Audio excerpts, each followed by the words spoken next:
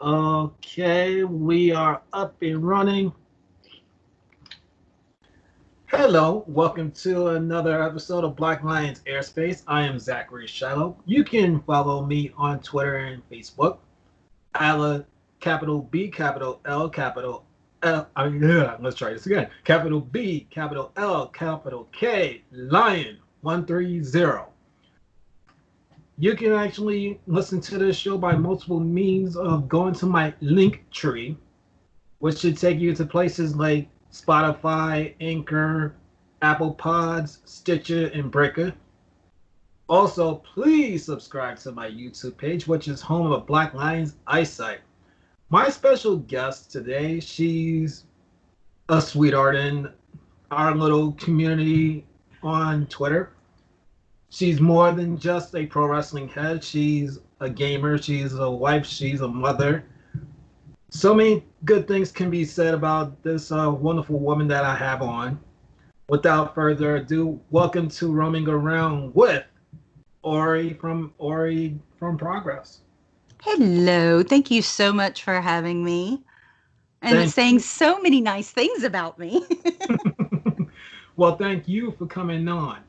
All right, so I actually came back to Twitter on May 4th, and I was starting to find people that I knew going back from October onward.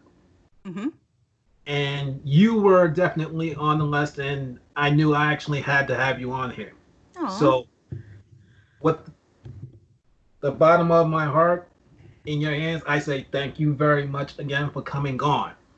Oh, well, it's absolutely my pleasure. We have a great wrestling and podcasting in general community on Twitter. And I am always down to help any of our podcasters in any way, shape, form, or fashion, whether it's being on a show or doing some research, or I do try to jump in as many of the live streams as I can to chat with people and keep conversation moving because I know how it is to try and do a live stream and nobody's there and it's dead and you're talking to yourself and you're like, okay, so so I try to interact as much as I can where I can with as many people as I can, and it's tough. We have a lot of great podcasters like yourself and Anthony at Smart to Death, JPQ, Queen of Any, Warren Hayes, who I am very slack on. I need to hop in. I haven't been in one of Warren's streams in a long time, and I feel bad because I hop in everybody else's.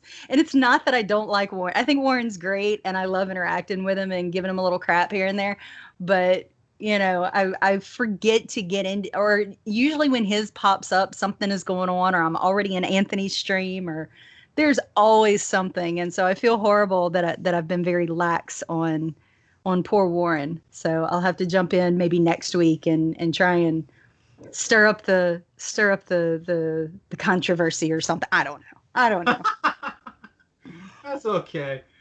Well, speaking of our history together, I believe we actually did meet by way of Smart to Death, Warren Hayes, or our dear, dear friend, one DJ Kirby, or Mags, Oh, as people Mags. know him as. I love Mags. I really do. Mags is just a fun, special person. I love Mags. Oh, yes, he is. And like I said before, to him, without his help, there is no Black Lions Aerospace. I probably would have not gone through with this without his support. And I He's know he's listening. So if you truly are Max, and I know you are, thank you very much for your support. And I Mags is and an I, amazing support. I'm sorry, I didn't mean to cut you up. Mags is an amazing supporter. He's helped me out more than I can say. And come to think of it, me and Mags had a conversation a while back about something. hmm, Yeah. Hmm. The gears are turning. I'm thinking now. oh, Mags is great about helping people come up with ideas and supporting those ideas and trying to find way. And there's a lot of other people. Dave, who, oh shoot, any other time I could say his Twitter handle. good Um, guy, Dave. Yeah, good guy Dave. He's great about helping people out and say, I don't know how to do something or I don't know how exactly to do this. He's great as well about here, let me look that up for you, or here, I know how to do that. And both of those guys are extremely supportive within our podcasting and Twitter community, and I appreciate them so very much. Oh man, speaking of good guy Dave, good news, ladies and gentlemen. If you are a fan of Dave Profetsky, he will be on this show. However, I actually learned from Mags, his appearance on Mags, show called Why We Watch, and I was actually on there after him, and or it was on exactly after me. All right, so uh, good guy Dave, he did this as a favor to our dear friend Kelsey, who's actually gone by the name of Super Kicking It with Kelsey, and is one Yeah, half of the Two Faced Pod, if I still am correct. So, good guy Dave, he felt kind of weird. Not to me. I understood where he was coming from overall, but I came up with a new system of interviewing people, and I thought he would be the perfect person to start with. Where I know that some people will probably have health issues or whatever. hmm, All right, they can't come on with me vocally. Why not just send them some questions and just reading it on air? And then at the end of it all, give them the credit that they deserve and then plugging away on social media. Why not? So, good guy Dave, if you truly are listening, and I think you possibly are, thank you very much for agreeing to come on. And your appearance on June 20th, I can actually say is going to be one of my favorite episodes to record. that's So, awesome. so one of my biggest supporters in the whole entire world, thank you very much. All right, Ori. From there, let's get into what we have to talk about today. Let's do it. All right, so what was it like for you growing up? Growing up for me, my parents divorced very early, and my mother and I lived with my grandmother. Um, my mom has been, both my mom and my dad have been remarried twice, and their current partners are amazing. I love my bonus mom and my bonus dad. They're really awesome people. Um, but growing up was mostly me and mom and grandma. And even when I got older, I'd stayed with my grandmother a little bit. After I had gotten married, my husband and I stayed with her until she passed, and my grandmother and I were very close. I was I'm my mother's only child, but I have a half sister and a stepbrother. Um, so it's one of those weird things where I was raised as an only child, but I wasn't really an only child. I went to my dad's. My dad moved to North Carolina, and so I went up there usually 2 months out of the year during the summer and saw him. So mostly I was an only child. I did my own thing. When video games came out, Nintendos, I played a little bit of Nintendo. I was very into music. I read like you wouldn't believe. I love series of books, like anything where the story will continue throughout 3, 4, 5, 6, 12, 15, 22 books, because I'm one of those people that wants to know what happens next. Whether it's the the main character story or if the next continuation is another two characters but those original main characters are in the background, but somehow the story continues on. And I love series like that. It's a great thing and it's a problem because you get to a point, like for example today I just finished a 3-book series and the fourth book doesn't come out until July 30th, and I'm like, oh, because I'm ready to know what happens next. And so I love getting into books. Like I want to say I've read all of Anne Rice's Vampire Chronicles. Oh, If really? I'm not mistaken, it's been a very long time, but I'm Wow. pretty sure I've read all the, and it's kind of hard not to when you live in South Louisiana and a lot of it takes place in South Louisiana. There's also an offshoot series Lasher and Taltos that kind of that happens down in New Orleans, and it's kind of it's there's parts of it that curve back into Lestat and everything, and so it's a very interesting series. But I am a huge reader. Like I recently went through all of my subscriptions on like I took a month snapshot of my bills and went, okay, this is a subscription, this is a subscription, and started kind of paring things down, going, look, I'm not using all of these subscriptions. There's just no way. And I got to my Kindle Unlimited, which is like $10 a month, and it'll let me check out like up to 10 books and read as much as I want. And I was like, yeah, no, that one's not going anywhere. I can't get rid of that one. I Oh, read man, way that sounds too like me much. with my pro wrestling stuff. Yeah, there's a lot. At the beginning of the pandemic, my credit card got stolen, or Oh, my Jesus. debit card, and like I caught it quick. Thankfully, like the bank caught it quick. They tried to order like $150 worth of alcohol online, and then ordered like I think an $80 and $40 thing order from Pizza Hut. And so it's like, okay, well, you're going to get your pizza, but you're not getting your booze. So, meh. Oh, Like, fine, man. enjoying your pizza, but you're not getting any alcohol to go with it. Meh. Oh, you're such a sweetheart. If I actually could help Well, you right now, I but would. that's the thing. Like, how am I? Like, I don't know which Pizza Hut it was ordered from, so I have no way of knowing. Like, I don't know how to call the local store and be like, "Hey, somebody fraudulently used my credit card or my debit card to order pizza."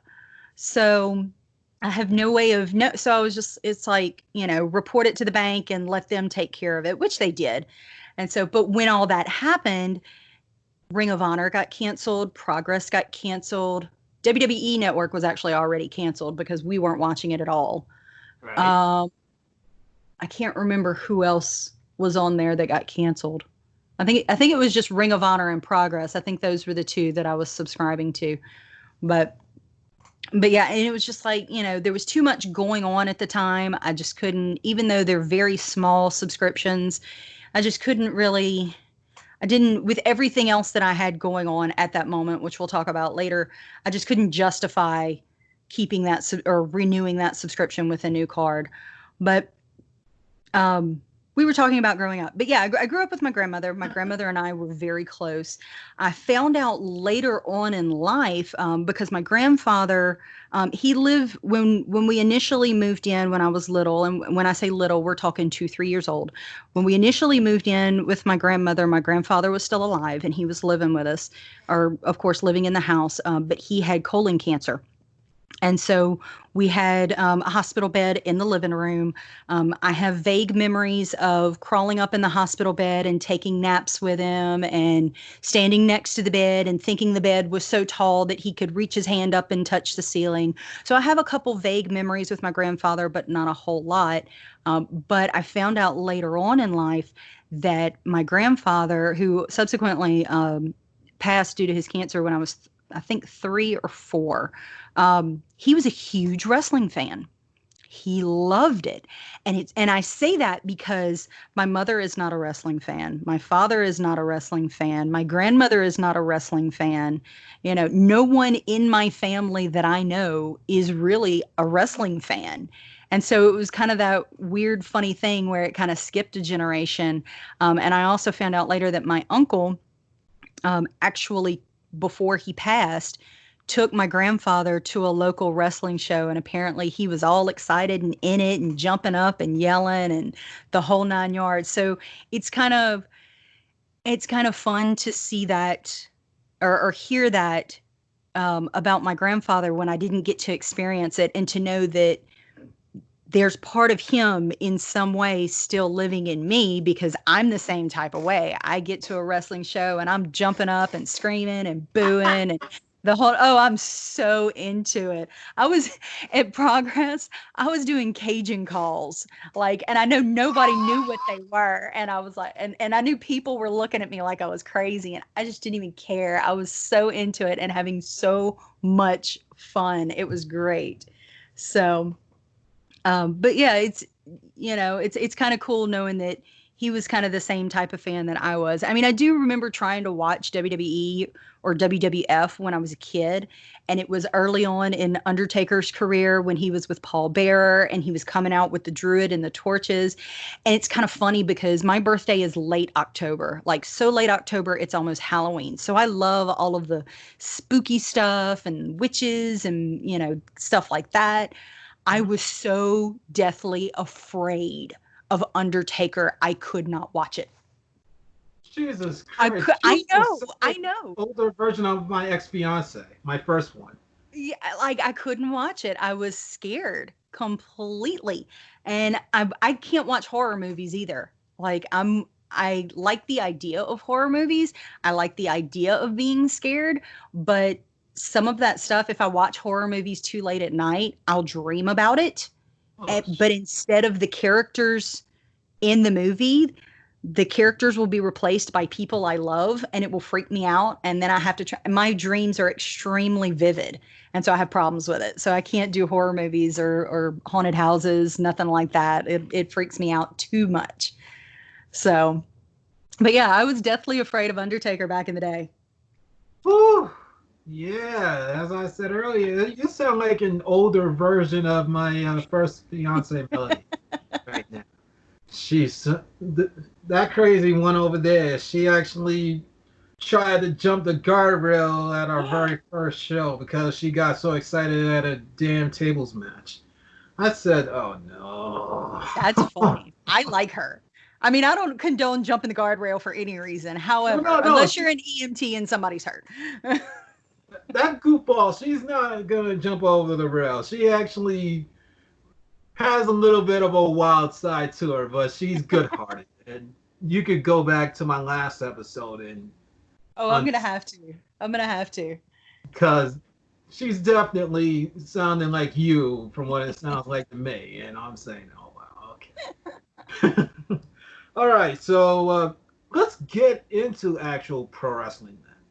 All Okay. right, so you said that you started off with Undertaker, right? Like when he really started his gimmick as the as that version of the Undertaker. Yes and no. So, like I said, I tried to watch when I was younger, but it Undertaker was around. He freaked me out too much, so I kind of quit watching a little bit here and there.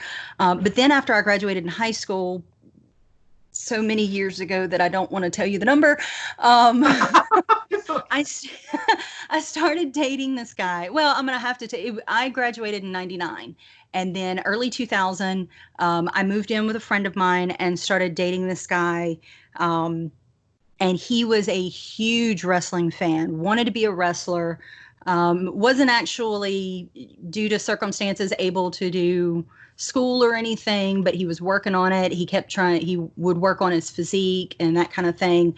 But he loved wrestling. And so he didn't have a TV or cable, and we did at our apartment. So he would come over Monday nights and watch Monday Night Raw. And so he kind of got me, me wanting to be the good girlfriend and be supportive, like, okay, Oh, I'll watch what you watch.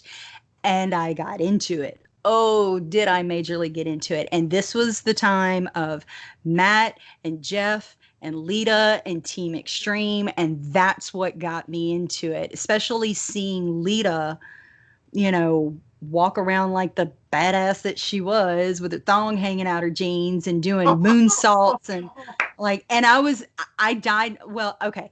I had started dyeing my hair red during my senior year of high school, not because of Lita, but it's just like, she's got red hair and I've got red hair and she's badass and I can be badass. And so it kind of all, it's, representation does matter. Everybody likes to see themselves, on a screen, but it, I don't know. I guess in some ways it was representation for me, and it was representative of who I saw myself wanting to become, someone strong, someone with tattoos and piercings and wild hair, and who didn't give a crap what anybody else thought about them. And so, as much as I loved Matt and Jeff, like Lita was really the thing that got me into it, and her and Trish Stratus and Edge and Christian and the Dudley Boys. And I really loved tag team wrestling. And so that's what really kind of got me in and kept me in for the longest time. And I was able to go to one Raw and one house show during that time, during my late teens, early 20s with a friend of mine. As a matter of fact, we were at the Raw in Lafayette where Kane gave the last ride to both Jeff and Lita off the side stage, off the side of the main, yeah, off the side of the entrance stage. And I was, if you can find that clip, the seats, you've got the floor and then the first level kind of angles up, and then the next level, angles way up into the, as we call them, the nosebleeds and stuff. I was on that all the way to the edge on the side where he threw them off. So much so that, they've got that black curtain on the side that separates the floor from backstage. I could see over that curtain into the backstage area. So I was watching. I have really bad blurry pictures because I brought my camera with me. And it was one of those old click and spin the wheel type cameras. Yeah. And so I have really bad pictures of Lita and Jeff being carted out backstage and over the curtain and whatnot. So, but I was in there, I was in that crowd, and I'll never forget that. I'm like, no, no, no, no, no, no, no. And so it was a really cool moment. And then I want to say maybe it was a week before, maybe we were at the house show, which was in Baton Rouge it's now the Raising Cane's River Center. It was the Centroplex. It will always be the Centroplex to me because that's what it was forever when I was a kid. But we went to the house show and we were on the entrance ramp. And we were right by the barricade on the entrance ramp. And Perry Saturn came out and ended up, you know how Perry Saturn would come out and he would stop and get in somebody's face and try and intimidate them? Yeah. Guess who was the lucky one that night? Oh. And I'm in his face. I'm like, what? You gonna do something? You looking at me or you looking at him? Because Perry Saturn is horribly cross-eyed. The worst part of this is that I was working at an Italian restaurant at the time, and I had had a shift before we had gone to the house show. Oh, wow. And before we left, we had calzones, and I had gotten me a calzone and eaten, I think I either had a calzone or pasta. I don't remember what it was, but I'd eaten half of it before we left so I wouldn't be on an empty stomach. Well, as we were sitting there, I got sick. I got so sick. During the matches, I had to sit down and I was trying to get into it. Now, in between the matches, I was all up and fired up, but then I'd wear out just as soon as the matches started and, in between and whatnot. Once I got home, I was running fever and realized that my own restaurant had given me food poisoning. Oh my God. Yeah, it was rough. And we had so much trouble trying to get back to his truck to leave. We had parked in there was two different parking garages. There was like an east and a west, and we were looking in one and we had parked actually in the other, and he had thought his truck had gotten stolen or towed or something. And oh, it was a big, big mess. There was so much craziness that night that it was too crazy to not be memorable. But but I love going to live wrestling shows. I was so bummed when I wasn't able to go to Fight for the Fallen. You mean that AEW show that happened last year, correct? Correct. The one in Jacksonville. I had tickets. I was supposed to go. My cousin actually lives in Jacksonville, so I was going to stay with him. And it was basically going to be go up the night before, stay the night with him, go to the show, stay another night with him, and then come home. Well, that same weekend, we had a hurricane come through. Oh, yeah. And it wasn't the fact that I didn't think I could get out. Things were pretty clear. I could get out and very easily get to Jacksonville. However, in our area, about 3 or 4 years prior, we had what was known as the 1,000-year flood in Denham Springs, Louisiana. I don't know if you heard about that. And it was one of those things where we had a storm that just came similar to Katrina. And it wasn't a It wasn't a hurricane. It wasn't a tropical depression. Wasn't anything like that. It was just a storm. And it just sat over the top of us and didn't move. And it dumped water, just so much water on our area that our area flooded. And so we were ultimately landlocked because where we live, there are two bridges that can take you in and out of our area. But there's a river, the same river runs underneath both bridges, and both bridges were covered in water. Oh, And so there was just no way in or out of our area, our parish, so to speak. We don't have counties, we have parishes. And so it was the concern was if this hits and it's worse than we think it is. I have a husband who's a combat veteran with PTSD. I have a son who has anxiety issues. I have a daughter who um, has ADHD and is extremely empathetic and has some PTSD left over from the flood because anytime we get if it rains for more than 2 or 3 hours, Mama, is it going to flood? Mama, is it going to flood? No, baby, it's not going to flood. I have to reassure her all over again. So it's one of those things that if it was worse than we thought, I was leaving them by themselves. And then if it did flood, then I wouldn't be able to come home. I wouldn't be able to get home. And so I'd be stuck. And so, I felt like it was as much as I wanted to go and see Kenny and Jimmy and so forth and so on. Um, it, the best choice was to stay home, and I tried to sell my ticket and it didn't happen, and that's fine. The AEW is supposed to be coming back here December 3rd. And so I'm holding out hope that things are copacetic in the world and we can, I can try and go to that show. And I'm hoping that I can bring my family because we literally haven't been to a show since Raw in Lafayette, probably 5 years ago. That's the last time we were able to go to a show as a family, which is why I'm so excited that AEW is doing what they're doing with Culture City. And so, because those are resources that, having a dedicated room that my husband, if he's, if the pyro's too much or if the sound's too much or what have you, that he can get up and walk away and go isolate himself with his service dog, that's, but still be able to be there and be present and be with us as a family there at the show. I think it's super important. And I'm really excited to see them work with this group. I hear you. I haven't really watched AEW since what's their November pay-per-views? Oh goodness, don't make me go that far back. Fighter Fest. I don't remember the pay-per-view's name, but I know that I watched it.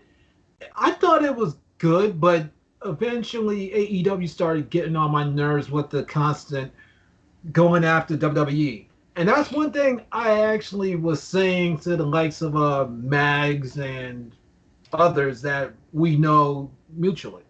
I Yeah. said on Why We Watch that AEW has potential, but they cannot keep on going after WWE. Eventually, they're going to lose people like me. Yeah. I don't disagree. I think it's slowly, very slowly but surely starting to kind of taper off because they are going to lose those fans. They're like, oh, they're trying to make it WCW versus uh, WWE again and blah, blah, blah. And Full Gear was the pay-per-view you were talking about. Yes. But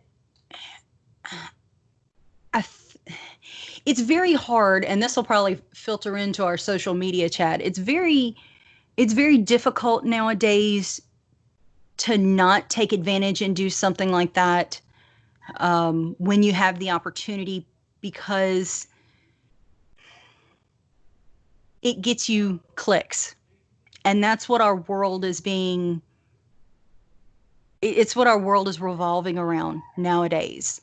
Monetized clicks from podcasts or clicks on websites or YouTube videos or whatever. Our world has started to revolve around, you know, clicks, whether it's through Facebook, YouTube, Twitter, or what have you. And, you know, there's there's a saying that, the only bad press is no press, which I don't subscribe to that. But, because you do want to keep people talking. But at the same time, I think if AEW can kind of move away from the super obvious pointed WWE jabs, um, that people will start to pay attention for the right reasons. And there's going to be guys, especially the former WWE guys who came, like, I'm just going to say it, Chris Jericho. I love Chris Jericho. Yes, he's problematic on occasion, but I do love Chris Jericho as a wrestler. And as someone who came up during the Monday Night Wars, and someone who is not heavily scripted anymore like they are in WWE, there's going to be opportunities where he can make those pointed jabs and he's going to take them. Like, I just don't like when Jake Hager came out and people were all chanting, "We the people," and everything. And he's like, "It's a stupid idea from bad creative." Like, it was great, but it was a very pointed jab. And it's the type of thing that I don't see Chris Jericho missing his opportunity to do. And while I agree to a certain extent, it keeps people talking and it keeps people clicking, because ultimately, if you can get more eyes on the product in some way, shape, form, or fashion, whether it's through YouTube clicks, whether it's from Twitter clicks to see a clip or whatever, it's not necessarily a bad thing. At some point, if you really want to say, we are not them, we are an alternative, then you have to stop making those pointed jabs. I agree wholeheartedly. And that's one thing that made me fall off the radar, besides my health at that point in time. Yeah. I was a huge supporter of AEW. Let that be on the record right here, right now. I was supporting AEW. I was paying for their pay-per-views. I was watching Dynamite basically every Wednesday. But then all of a sudden they kept on going with the WWE jabs over and over again. And I said, oh no, I can't do this for a while. Yeah. And then lo and behold, when I really kept up with it, Kenny Omega and Adam Page are the tag team champions, and all of a sudden, the likes of the Lucha Brothers are off doing something else when they should have had the rub. I thought that Kenny Omega and Hangman, respectively, not saying that they're horrible, especially Omega. My thing with them was these guys should have been fighting for the world title. Okay. Now, while I do not disagree with you, this is what I'm going to say in regards to that. I think a lot of it, having the no crowd shows in the pandemic, forced them to stop certain storylines and reevaluate. They're having to move up storylines that they weren't ready to push yet. They're having to push back other storylines that they were ready to go forward with that they can't now because people are stuck. They cannot get to Jacksonville for whatever reason. I know for Hangman, for a long time, it was I think it was a health issue. I think there's maybe someone in and around him that's potentially immunocompromised like I am. So until they could, get everything in place to where he could keep whoever he needed to safe, then that's why he stayed away so long, and that move. And also keep in mind, the Elite, I'm not talking about Cody, I'm talking about Kenny and the Bucks, the Elite, the core Elite. They are huge fans of long-term storylines and long-term payoffs. We've seen it time and time again. which is why we all, they start throwing us these bones in, like Basically, Cody with his whiteboard and all the stuff written on it. Bait and switching and giving us false leads and long-term payoffs. It was right there all along. So I think a lot of people have forgotten how much they love these long-term storylines, first of all. Second of all, I think with the pandemic and having no crowd shows has forced them to reevaluate and go, okay, this is something we can put in place and pay off later. This is something that we can move up and pay off sooner in the interim, and so forth and so on. Kenny and uh, Hangman also had lots of really good tag matches in New Japan. So to say they aren't the greatest tag team, I think is doing a disservice to that history just a little bit, because they do work very well together. And the other thing with them not being in the World Championship picture, I mean, look at Cody versus Okada 1 through 4. Not Cody, Kenny. Kenny. I caught myself. I was like, did I say Cody? Not Cody. Kenny. Who am I right now? got confused because Cody did get a few No. shots at the IWGP Championship, so it's okay. Okay, so Kenny versus Okada 1 through 4. Kenny is always best in the chase, and I think Hangman is in what they did with him at the beginning was great in the chase. Not only that, you've also got Kenny being in an executive vice president position, bringing in a lot of this international talent. And I don't mean just Japanese. We've got the Chinese from OWE. We've got Shanna from Brazil. We've got a lot of internet, the guys from AAA CMLL, because I can't remember which one's which at this point that's working with them. Like the Lucha Bros and all this, that, and the other. You have a lot of different people, which means a lot of different styles. And this is the thing that I think that Kenny is really working to excel at, that gives them an edge over WWE. When you come into WWE, whether you're Charlotte, whether you're Becky Lynch, whether you're Io Shirai or Asuka or whomever, and I use those people specifically for a reason. When you come into WWE, you are told, and I don't know this for a fact, but this is what it seems like to me. When you come in there, you're told, forget what you know. This is how you're going to do it. Yes, you can add your own flair. Yes, you can add your own style, but this is how you wrestle. This is the WWE style of wrestling. And I think it does them a disservice when you have people like Toni Storm, Rhea Ripley, Becky Lynch, despite all the good that she's done, who bring in, and just those bring in that British UK style, strong style of wrestling. And then you've got people like Io Shirai, Kairi Sane, Asuka, who bring in that Japanese style of wrestling. You've got other people from Mexico and South America that bring in their style of wrestling. It can give you a more diverse wrestling style roster. Because you can't say that the WWE's roster isn't diverse. Oh, yes, it is. It Just is very at diverse. at face value, it's very diverse. But when it comes to being in the ring, it's very cookie cutter. Charlotte was born and bred in the WWE system.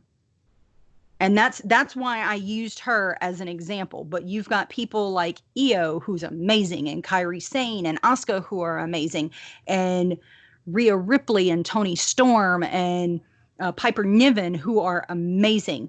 But they're not utilizing their previous training and their previous styles as much to bolster the diversity of their wrestling styles within, and I'll say it this way, within the North American WWE ring. And I say that because of NXT. I say it that way because of NXT UK. Right.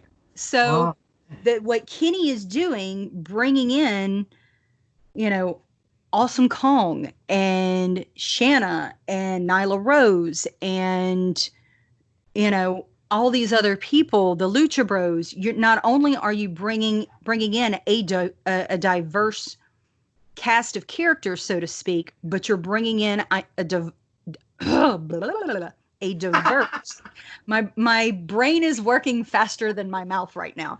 You're Oh, don't bringing feel in bad. a diverse wrestling style, and it's something that, and this is something that I believe on last night's Smart to Death, that JPQ and Anthony and Queen. I think JPQ had a whole rant about it, to be perfectly honest with you, but they're bringing in these diverse styles that the North American audience hasn't seen before. What we're used to seeing is the WWE style and the Canadian style, which is pretty much morphed into the WWE style. Let's be, completely honest. Hmm. So, you know, I mean, there's offshoots of that. I'll completely admit there's probably some offshoots to that, but it's stuff that we as North Americans have not seen. We haven't had the opportunity to see up until recently with New Japan World and New Japan on Axis and um, DDT World and Stardom World. Hashtag Watch Stardom. Got to throw that out for JPQ. Got to Yeah. throw that one out for JPQ. And so all these different styles that we haven't. And if you didn't know they were there, if all you've had access to is WWE and now you have AEW on Wednesday nights at a prime time slot and you see all these people, like, now you have that ability to see them on primetime television, to see what they can do.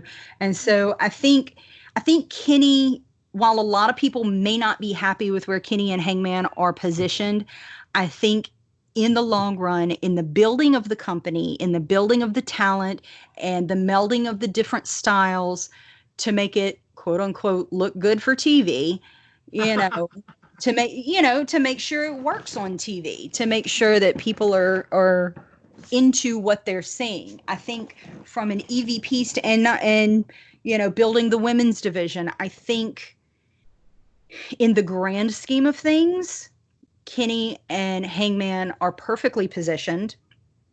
And once they drop the titles, which may or may not be um, at Fighter Fest in the next couple of weeks to Best Friends, it'll put it can potentially put Hangman and Kenny back in the chase for either TNT Championship or World Championship. And I think Hangman has done a lot of good for himself over the last couple years, sitting at the learning tree, so to speak, of the Bucks and Kenny and Cody. And now he has people like Arn Anderson and Dean Malenko and Jake the Snake and all, Jim Ross.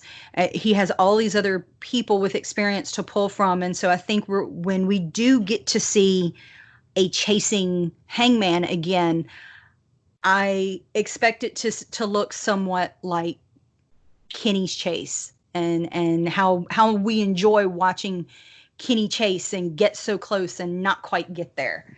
And so because there's no new storylines in professional wrestling. There are That's none. true. You know. Oh, okay. You're talking about Hangman becoming, or excuse me, getting back on the chase. Do you think that Mox will be the champion at that point? Ooh, that's a good question. I can see Hangman going up against Mox and losing, and both of them coming out looking strong. I think that's definitely a possibility. I do think Mox is going to hang on to the belt for a little while longer. I I can possibly see, because once again, long-term storylines, I think it's going to ultimately come down to a series of matches between Kenny and Mox, and I Oh, and I think Kenny's going to take it off of him. I don't think we're going to get in after everything that's gone down, the fines that they got from the Kenny Mox original match, and then the pandemic and everything. I don't think we're going to see any. We might get some slight hardcore, but I don't think we're going to get a whole lot of death matches and whatnot, which sucks because we're not going to see Jimmy versus Luther in all its glory and what it could be. But not in AEW anyway. We might get it elsewhere, but we're not going to get it in AEW. But I think eventually, and this may be a whole nother year down the road. I think Mox is going to have a good long run, and I think he deserves to have a good long run. He's come in there as the guy, the most dominant guy. And I think some of that is hard with not having crowds. I think AEW as a whole has done really, really good at keeping the excitement and the momentum of having Mox as champ up, with not having a crowd. The match between Mox and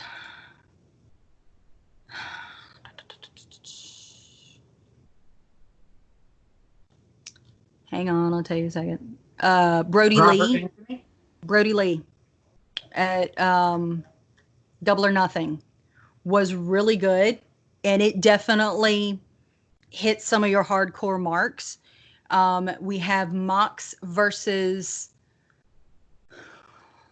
Brian Cage coming up, and that's going to be a killer match. But I think that's going to also be one of those where I don't think Cage is going to win. I think it's going to be a lot like the Brody Lee match, where he's going to walk away looking strong, but he's not going to take it off of Mox. I just think it's too soon. It's way too soon, because Mox won it off of Jericho at All Out, which was August.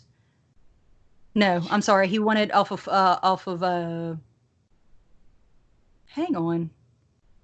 What is this? November? It was Revolution in February. I'm Wikipediaing everything to double check myself. But yeah, Jericho versus Mox at Revolution. It's only been February. For him to March, April, May, 4 months, a 4-month reign. If it was somebody else, maybe. I just think it's too soon to pull it off of Mox at this point. Right, especially with him being undefeated up until that point. Oh man. Yeah. That's almost kind of like getting into Bill Goldberg territory or Undertaker WrestleMania style. Yeah. And I think they're purposefully building him that way, and I like it. I really like it. He's had the Dark Order attack him. He's had Taz and Brian Cage call him out. So he's not completely untouchable. And they've made him look like he's not completely untouchable. But, that match with him and Brody Lee, like he took some serious hits. And I think that's what I like about how they are building Moxley and how Moxley is building himself. Does that make sense? Yes, it does. It's I'm not untouchable, so you want to come hit me, but you want to go, we'll go. And I'm going to take my lumps, but I'm going to fight back, and we're going to do this. And so I really love that about how Moxley plays the hand, so to speak. So, and he's been one of my favorites for over a decade now. All right, so staying in the wrestling realm, and we can kind of stay within the AEW bubble a little bit. Before the epidemic hit, it almost started to seem like to me that there was starting to be a sign of partnerships that have not been seen yet. Meaning AEW possibly with New Japan and Ring of Honor. If we actually did get that super show that was supposed to happen at MSG roughly now in a month and 16 days time, which was called Wrestle Dynasty, do you think that AEW probably would have had a hand in it? If you would have asked me that 2 weeks ago, prior to being the elite, I would have said no, because I'm very much, while I like the idea of the rumor and speculation and whatnot, I don't put a whole lot of stock into it. But if we had not had the pandemic and we still had the BTE that we got, not this past week, but I want to say the week before, Mhm. if we would have still gotten that same BTE or something similar where Marty showed up at the end, then I would have been like, oh yeah, this is happening. Like I really, and I'm still not caught up on BTE because um, I've gotten to the point where I like to wait until the end of the month and binge them all at once instead of Oh. watching them right as they come out.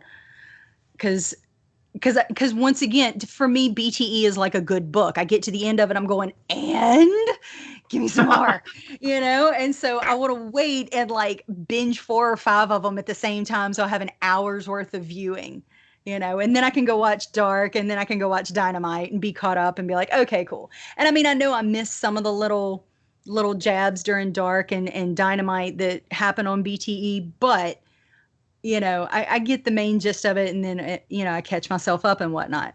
But when Marty showed up a couple weeks ago, like I wanted to cry. I miss Marty so much. I miss Marty being with those guys. I actually got to go the last time WrestleMania was in New Orleans. They had Ring of Honor, Super Card of Honor, and Kenny and the Bucks were going to be there, so of course I was going to be there. And so I went. I got to meet Kenny. I met the Bucks. I got the Matt Jackson special and kept a straight face, although I had to like look right between his eyes at his nose to do it. Um, I met Hangman, and we had a long talk about him and Joey Ryan's jug. Um, Oh God, don't even get me started. And then I didn't meet Cody, and I'll tell you why. I like Cody, I do, but that was during the point where Cody and Kenny were fighting for control of the Bullet Club, and Oh God. that was the night of the Kenny versus Cody match for control of the Bullet Club, and so I was mad at Cody, so I couldn't do it that night. I was like, I'm mad at you. It's so stupid because I know it's a character and I know he's not really like that, but I was just like, I can't meet you. I'm too mad at you. You're fighting with my favorite. I can't. Aw. And then I met Marty, and Marty was so nice. We took a picture, and he's like, "Can I have a hug, love?" And I'm like, "Yes, of course you can. Villain can have all the hugs."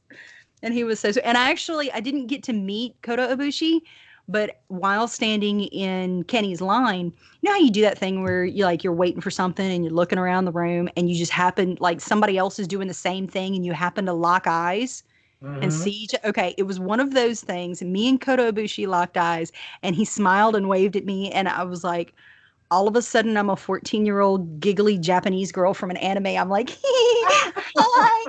I'm like, God damn it, I'm 36 at the time. I'm 36 years old. Get your shit together, you Oh. know? And he was adorable. And like, I was going to ask Kenny if I could hug him. And like, I just couldn't. I was too shy and too giggly. And so, but yeah, I forgot where I was going with all that. Okay, you were touching upon Kenny fighting Cody. Cody. And then, yeah. And so with them being in ring, I think that the relationship there between Kenny and the Bucks and Cody and all of them are still good with Ring of Honor, especially since Marty is still there. I hate that Marty is not a part of AEW with everybody, but I understand it. Kind of like when Adam Cole left to go to NXT. Like, I hate that he's not there with the guys, but at the same time, that's part of his dream. He understands. And I think Marty made a very good, educated, calculated decision to stay in Ring of Honor, not only because he was going to be a talent, but because he was going to be booking. And I think that helps open inroads with there being an AEW Ring of Honor partnership. Now, from what I understand, of course, this is rumor, innuendo, gossip, conjecture, whatnot. When the Bucks left New Japan, New Japan was not happy.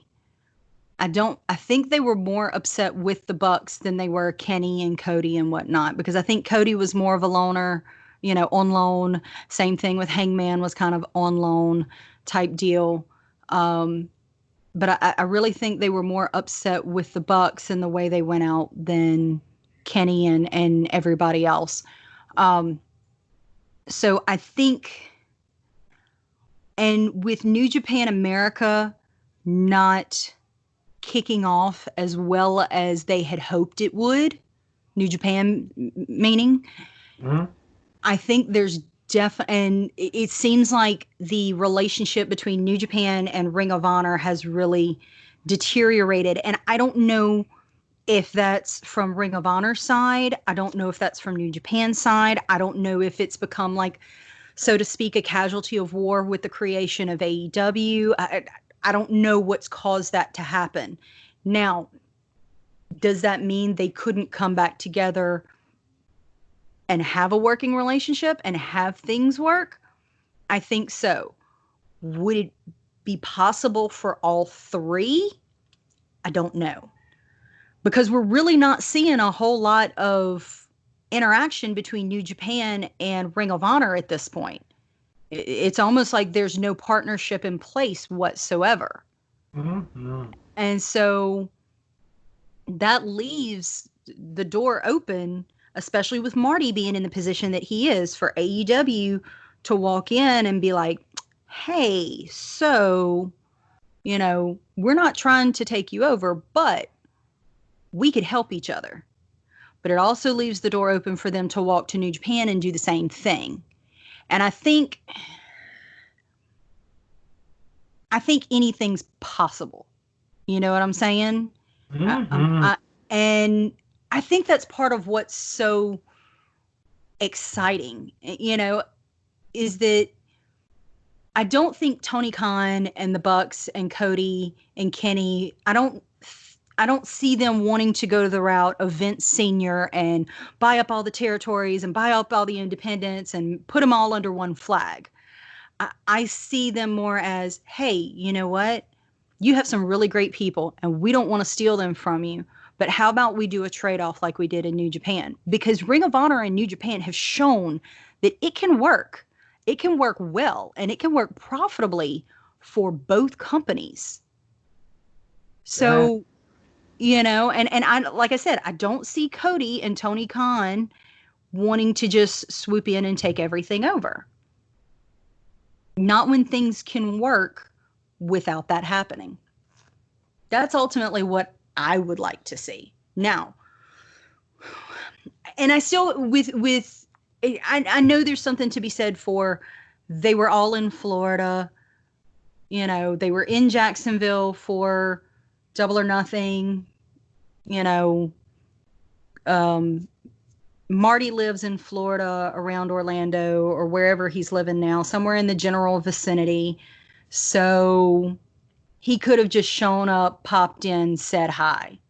I'm perfectly willing to believe that, just to rile us fans up. I'm totally willing to believe that, because that seems like something that the Bucks and Marty would do just for funsies. Right. But at the same time, that whole segment was, we're missing something, we're missing something, and Marty's constantly standing there going, guys, I'm back, I'm here, I'm right here, what are you doing? And they're just blowing him off. So I think, knowing their penchant for long-term storylines, like I said, I don't want to buy into it, but at the same time, it would not surprise me to see something somewhere in the next 6 months, 8 months, 12 months come down the pipe and see, hey, we've got a working relationship with Ring of Honor. Oh my God.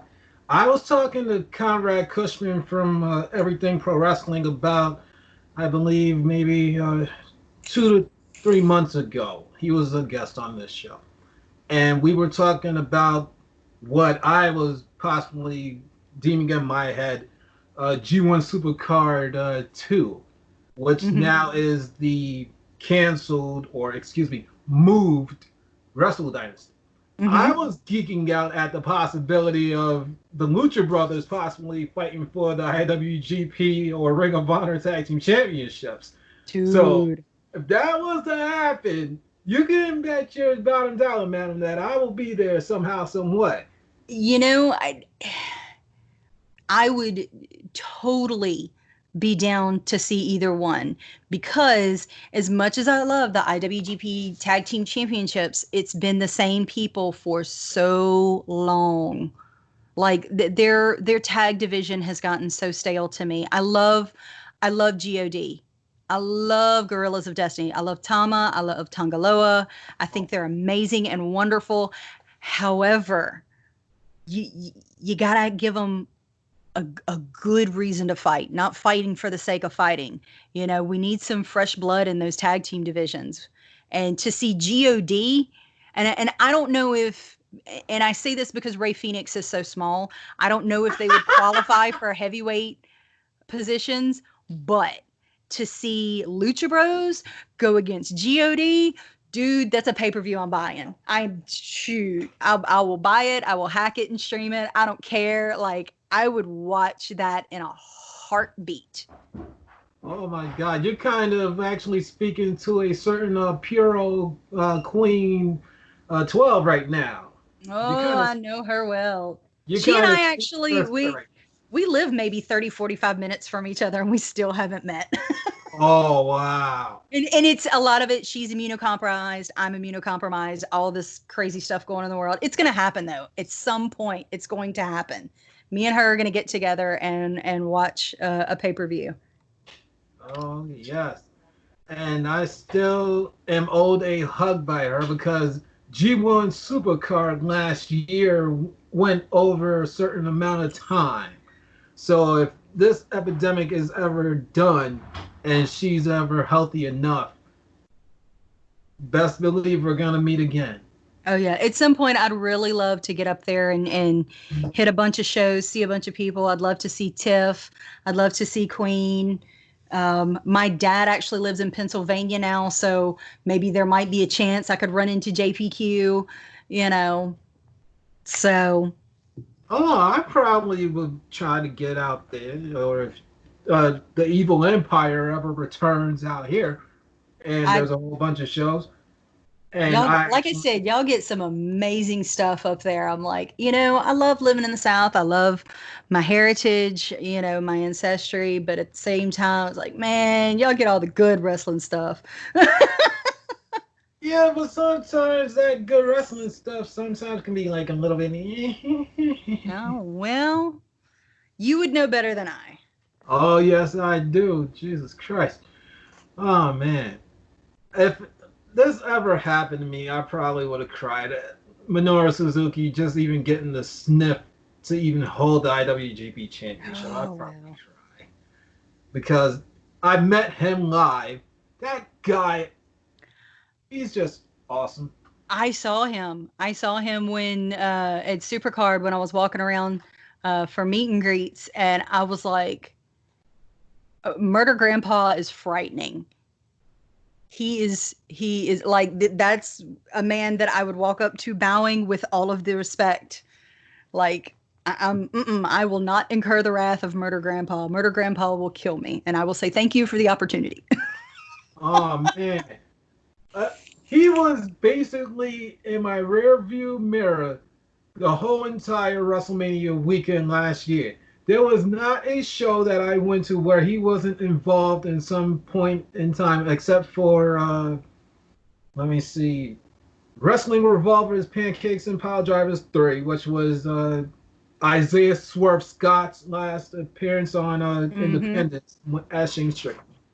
And I like Swerve. I haven't watched as much of Swerve as I should, but I like Swerve. I actually, I know everybody is kind of has seen or watched some of Dark Side of the Ring on Vice, but there is another show. I don't know if you can get it on demand anymore.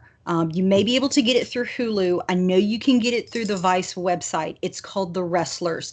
It's a 2015, 2016 documentary of wrestling from around the world. And I want to say Swerve is on an episode talking about the new wrestlers coming up in America.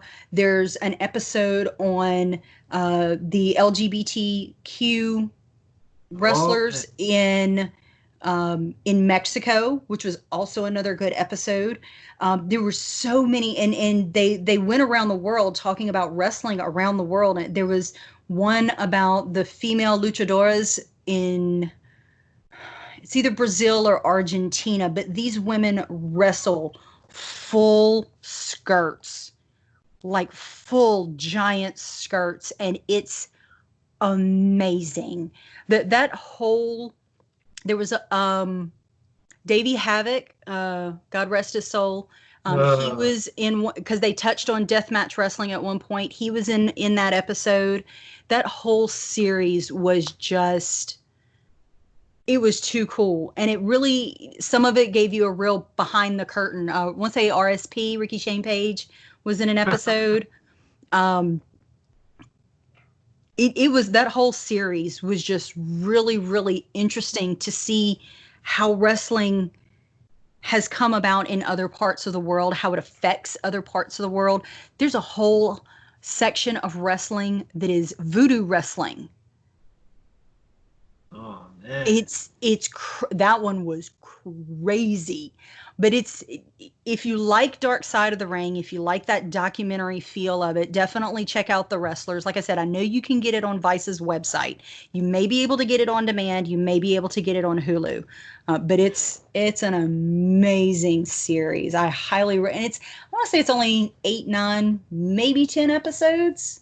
There's only like one season of it, maybe two, but it's amazing. I would recommend it to anybody. I hear you. Okay, so out of pro wrestling, we have two other common loves. One of them is gaming, and you Excuse me. briefly touched upon that. So you want to go further? On which one? Sorry. Gaming. Gaming, sure. Yeah, sorry. I was trying not to cough directly into the mic. I hear you. Ugh. Yeah, I did not actually, I mean, I I think everybody kind of played Nintendo when it came out. You know, initially Nintendo, Super Nintendo, Sega, all that kind of stuff. But I didn't really get into gaming as hardcore as I did until I was dating my husband. Um, and he got me into, he was a PC gamer and had a PC, and then eventually we built me a PC as well. We started with Pharaoh and Cleopatra, which was the old world building game similar to Civilization and City Skylines and stuff like that. um, and I would play that for hours on end. And then he got me into Diablo 2, and we were able to lawn game with each other from different rooms, and we would spend hours playing Diablo 2 over and over and over and over. I mean, we had so much, I still love that game. And I like Diablo 3. It's just, I don't know, it's not quite the same.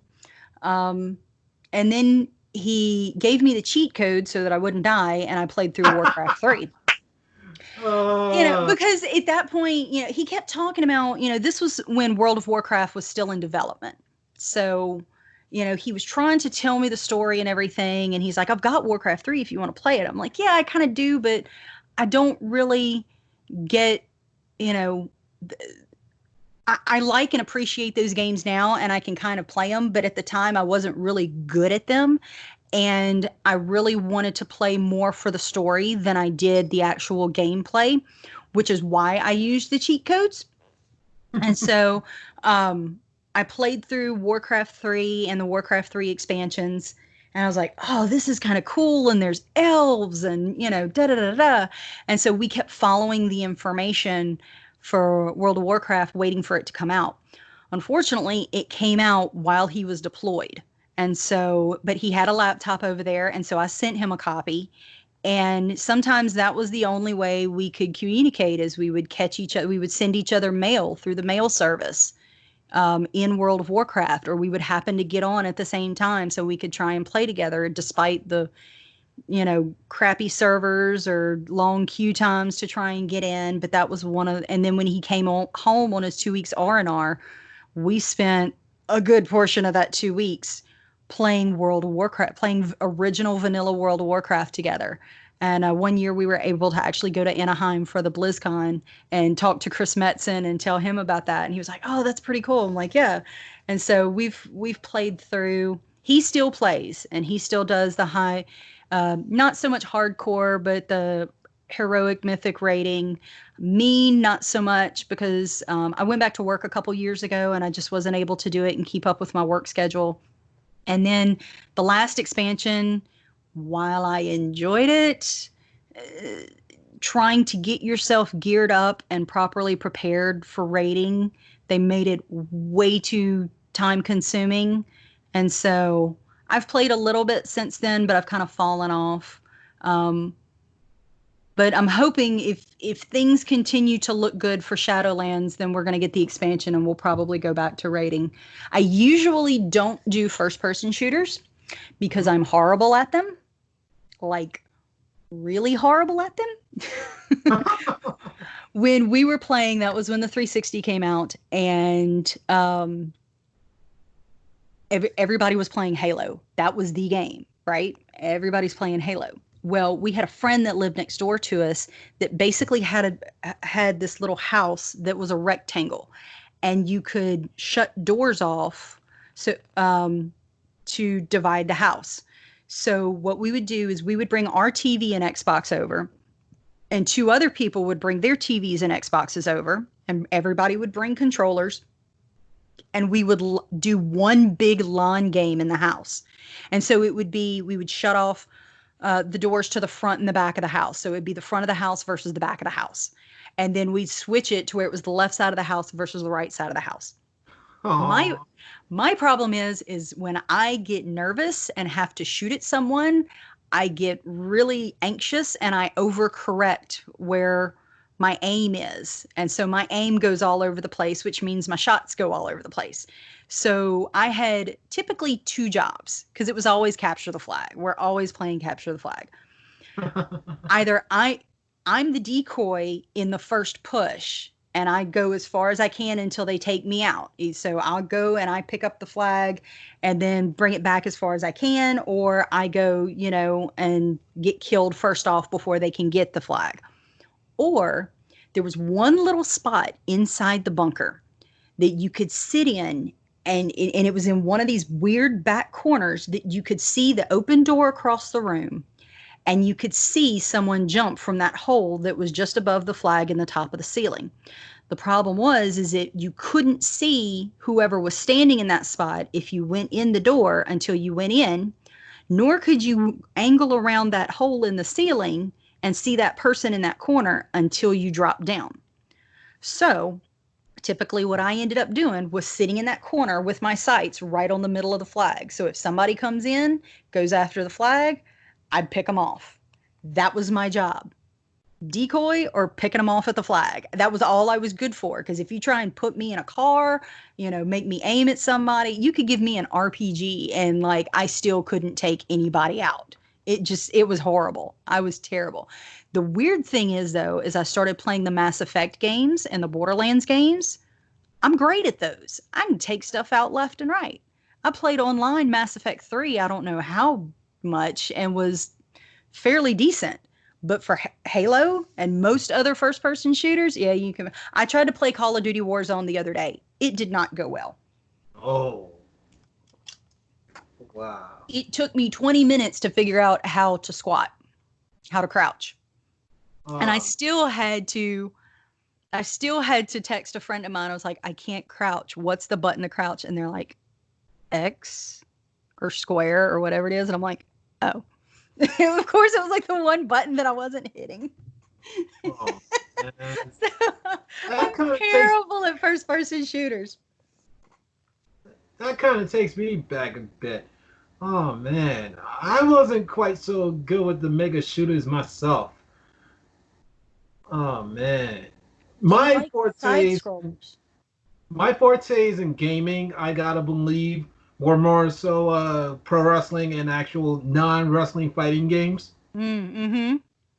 So I was pretty good in those, but once WWE started changing up the controlling a little bit, Yeah. I couldn't keep up.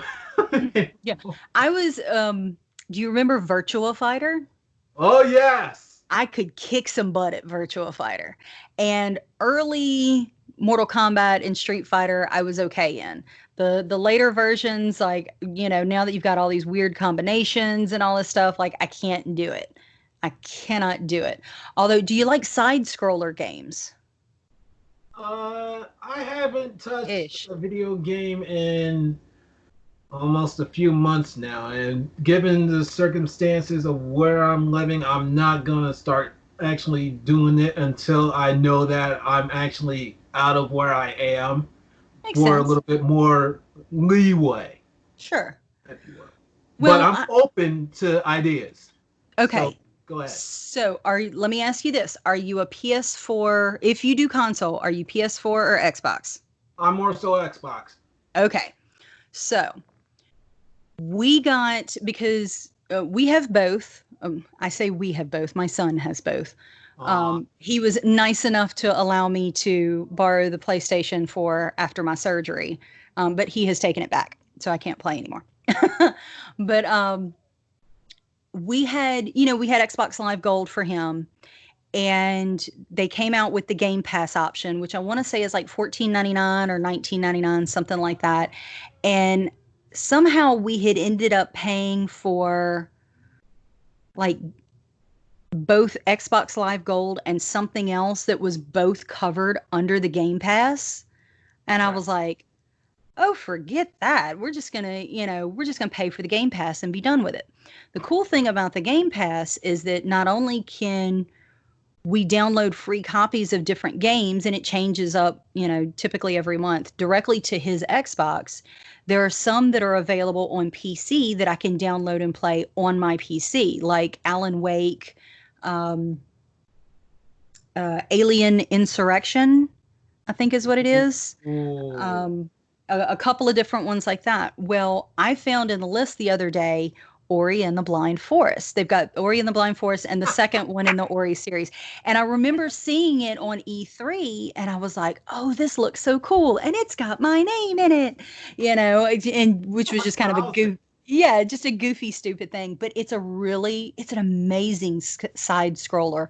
The the graphics are beautiful. The story is very intriguing. It's basically the story of this spirit tree, and a storm comes in and blows off one of the leaves of the spirit tree. But the leaf isn't just a leaf, it's a forest spirit named Ori.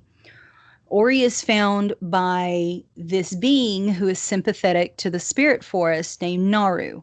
And so Naru basically adopts Ori, and she takes care of him, or her, because I haven't really determined whether or not Ori is male or female in this. But it looks like a little fox creature and feeds him and everything. Well, the spirit tree tries to call Ori back, and Ori doesn't recognize it. And the land falls into decay, and they can't find any food anymore. And as far as I can tell, Naru dies. And so Ori is an orphan again. And like this is all in the first 5-10 minutes of the game. And I'm like, why are you making me cry in the beginning of the game? And so I'm trying to get myself back together. So Ori has to go around and find the other forest spirits and find um and there's some spirits that have gone bad, and there's different parts of the forest that have their main spirit that's been taken away, the water spirit and the earth spirit and the wind. And it's a huge freaking map, and it's one of those, it's very much like Metroid. If you remember the old Metroid games, you go Oh yes, through I and do. you unlock different abilities as you go through, and there's places you'll have to go back to within the map because you can't get to them because you don't have that ability yet as you gather them. And there's even a talent tree that you go with experience and build on, and different things like that. And it's a beautiful game. The music is very nice and relaxing. I'm having a hell of a time with wall jumps. It's a problem. Like, and I've been, I've streamed a little bit on Twitch just to, in case anybody wants to. I actually streamed the other night so that Anthony from Smart to Death could see it, and he thought it was a really cool game. And so, um, yeah, it's just a beautiful game. I spent 2 hours playing it one night without even realizing. It's just it's very pretty. It's kind of relaxing, and it's really nice. It's really nice. I'm really enjoying it. I haven't played the last couple days just because been too busy and whatnot, but I may play and stream a little bit tonight and this coming week. Oh man, it almost sounds like the Telltale games that I used to play. So yeah, when I finally get out of the living arrangement that I actually do have, and there's a little bit more space for me to truly game in peace, I think I'll give that a try, especially because it actually has your name in it. It is it was developed by Moon Studios and published by Microsoft Studios. So I want to say um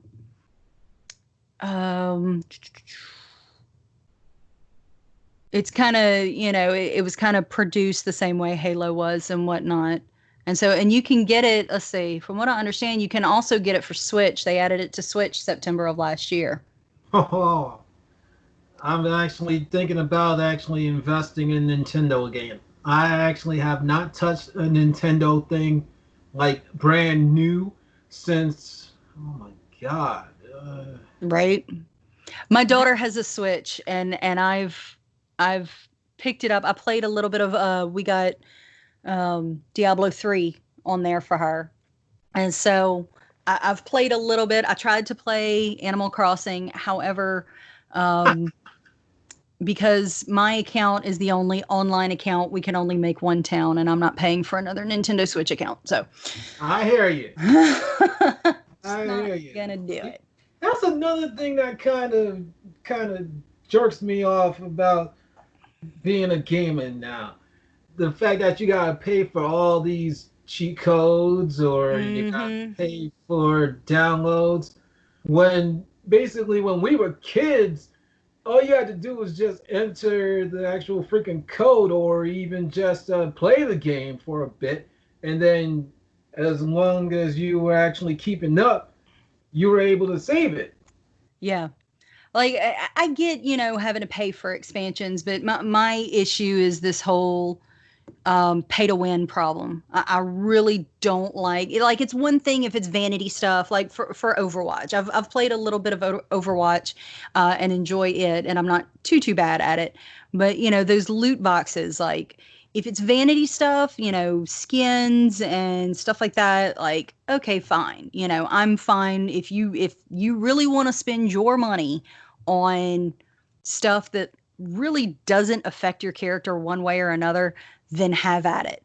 But when you are putting a system in that you have to buy something in order for you to be able to advance in the game, like that's a problem. Like in World of Warcraft, for example, there are and people can argue this, all they want, but it's to some extent this expansion has become a pay to win system because there are pieces that the way they've set up their loot and the RNG system, which is random number generator for those that don't know. When things drop, it's based off of a random number generation, just like if you were rolling dice to play Dungeons and Dragons. The problem is that some of these pieces have such a low percentage drop rate that trying to get that random number to come up to get that piece and to get it with the statistics on it that you want it, it's infuriating. And so in order to get the pieces that you need or to get items to create the pieces that you need, you inevitably have to spend real world money, buy yourself a WoW token, which, if you don't know what those are, it's a token that allows you to buy subscription time that you can sell in the virtual auction house. So, for example, if you didn't want to physically pay real world money for your subscription time and you had the in game gold to do it, you could go buy a a WoW token from the auction house that could pay for that month's game time. Okay. And people will pay real world money to buy those tokens to put in the auction house so that you can buy that gold so that they can make gold off of you in the game. Make sense? Yeah, it kind of sounds like this game that my second fiance Arl used to play, called Wizards 101, or the Mm-hmm. other version of it called Pirates 101. Mm-hmm. And so what people will do is they'll go and they'll buy these WoW tokens, put them in the auction house, sell them, and then take the gold that they're getting to be able to buy materials to create the item that they need, or use it to, if an item is bind on equip, that means you can pick up the item but it's not stuck to you. You can take it and trade it with someone, or you can take it and sell it to someone through the auction house or through the personal trade chat system. And so people are using the gold that they get from the auction house from selling WoW tokens to buy the pieces that they need. And spending, there had to have been, I want to say there was someone that we knew that was in my husband's guild that probably spent, because these tokens, real world money, are $16 to $18 a pop, if I'm not mistaken, had to have spent anywhere from $120 to $180 on tokens in order to sell them in the auction house and then get the gold that he need. And the problem with that is if you're buying that many tokens at a time and putting them all in the auction house, that means you're flooding the market, which means people, either you or other people, are undercutting you, which means they're not worth as much as they normally would be. Oh So man. where if there's only 4 or 5 tokens in the auction house, you might be able to get them for 20,000 gold a pop. You know, if there's 10, 12, 13, then you may can get them for 10,000 gold a pop. Which means you're not really getting a good deal on your investment. So you kind of have to play the odds on that one too. And so it's anything where you have to play. And I'm not going to sit here and act like I've never played any type of mobile game that wasn't pay to win, that I've never paid for something in a mobile game to help me advance a game. I've fallen victim to it. I'm not proud of myself, but it's big games like this, like, it's for me, it's one thing on a mobile game. It's a whole nother thing when it's a game that you've already put money into just to have to begin with. And so the game passes for all of the expansions and all this stuff, it's like, come on. Like, if you want to charge me an extra $5 for an expansion, that's fine. But you want to charge me $40 on top of the 60 that I've already spent in order to have access to any possible expansions, and you might come out with 2. So I'm spending $20, for those expansions. Like, that's like, I don't, uh-uh. I No, hear you, huh? I can't do Very it. that's very rough. Okay, that's crazy in the video game world, and I'm willing to give it a try. I'll have to listen to our episode again so I can actually take down the names, but I eventually, when I do have better living arrangement, I'm open to the idea. Yeah. It's a All it's a right. good game. It's a one shot off, one, there's no expansions to it. There is the one sequel, but that's considered a completely different game. And so, and you can probably just Google Ori and it'll come up. I know I don't come up when when I Google Ori. Not that I do that very often. That's horrible. It sounds like I vanity search myself. That's horrible. I don't do that. I'm not Oh. Jim Cornette.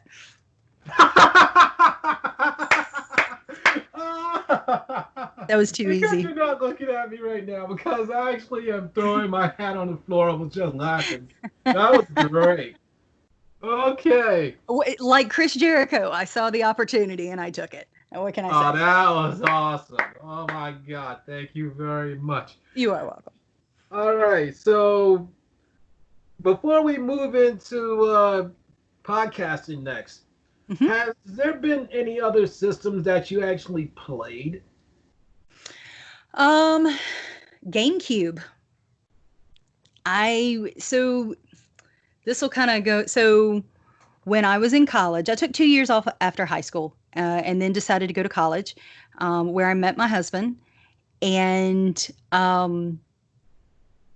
my parents had my little brother had a GameCube, and we had rented this game from Blockbuster, which tells you probably how old I am.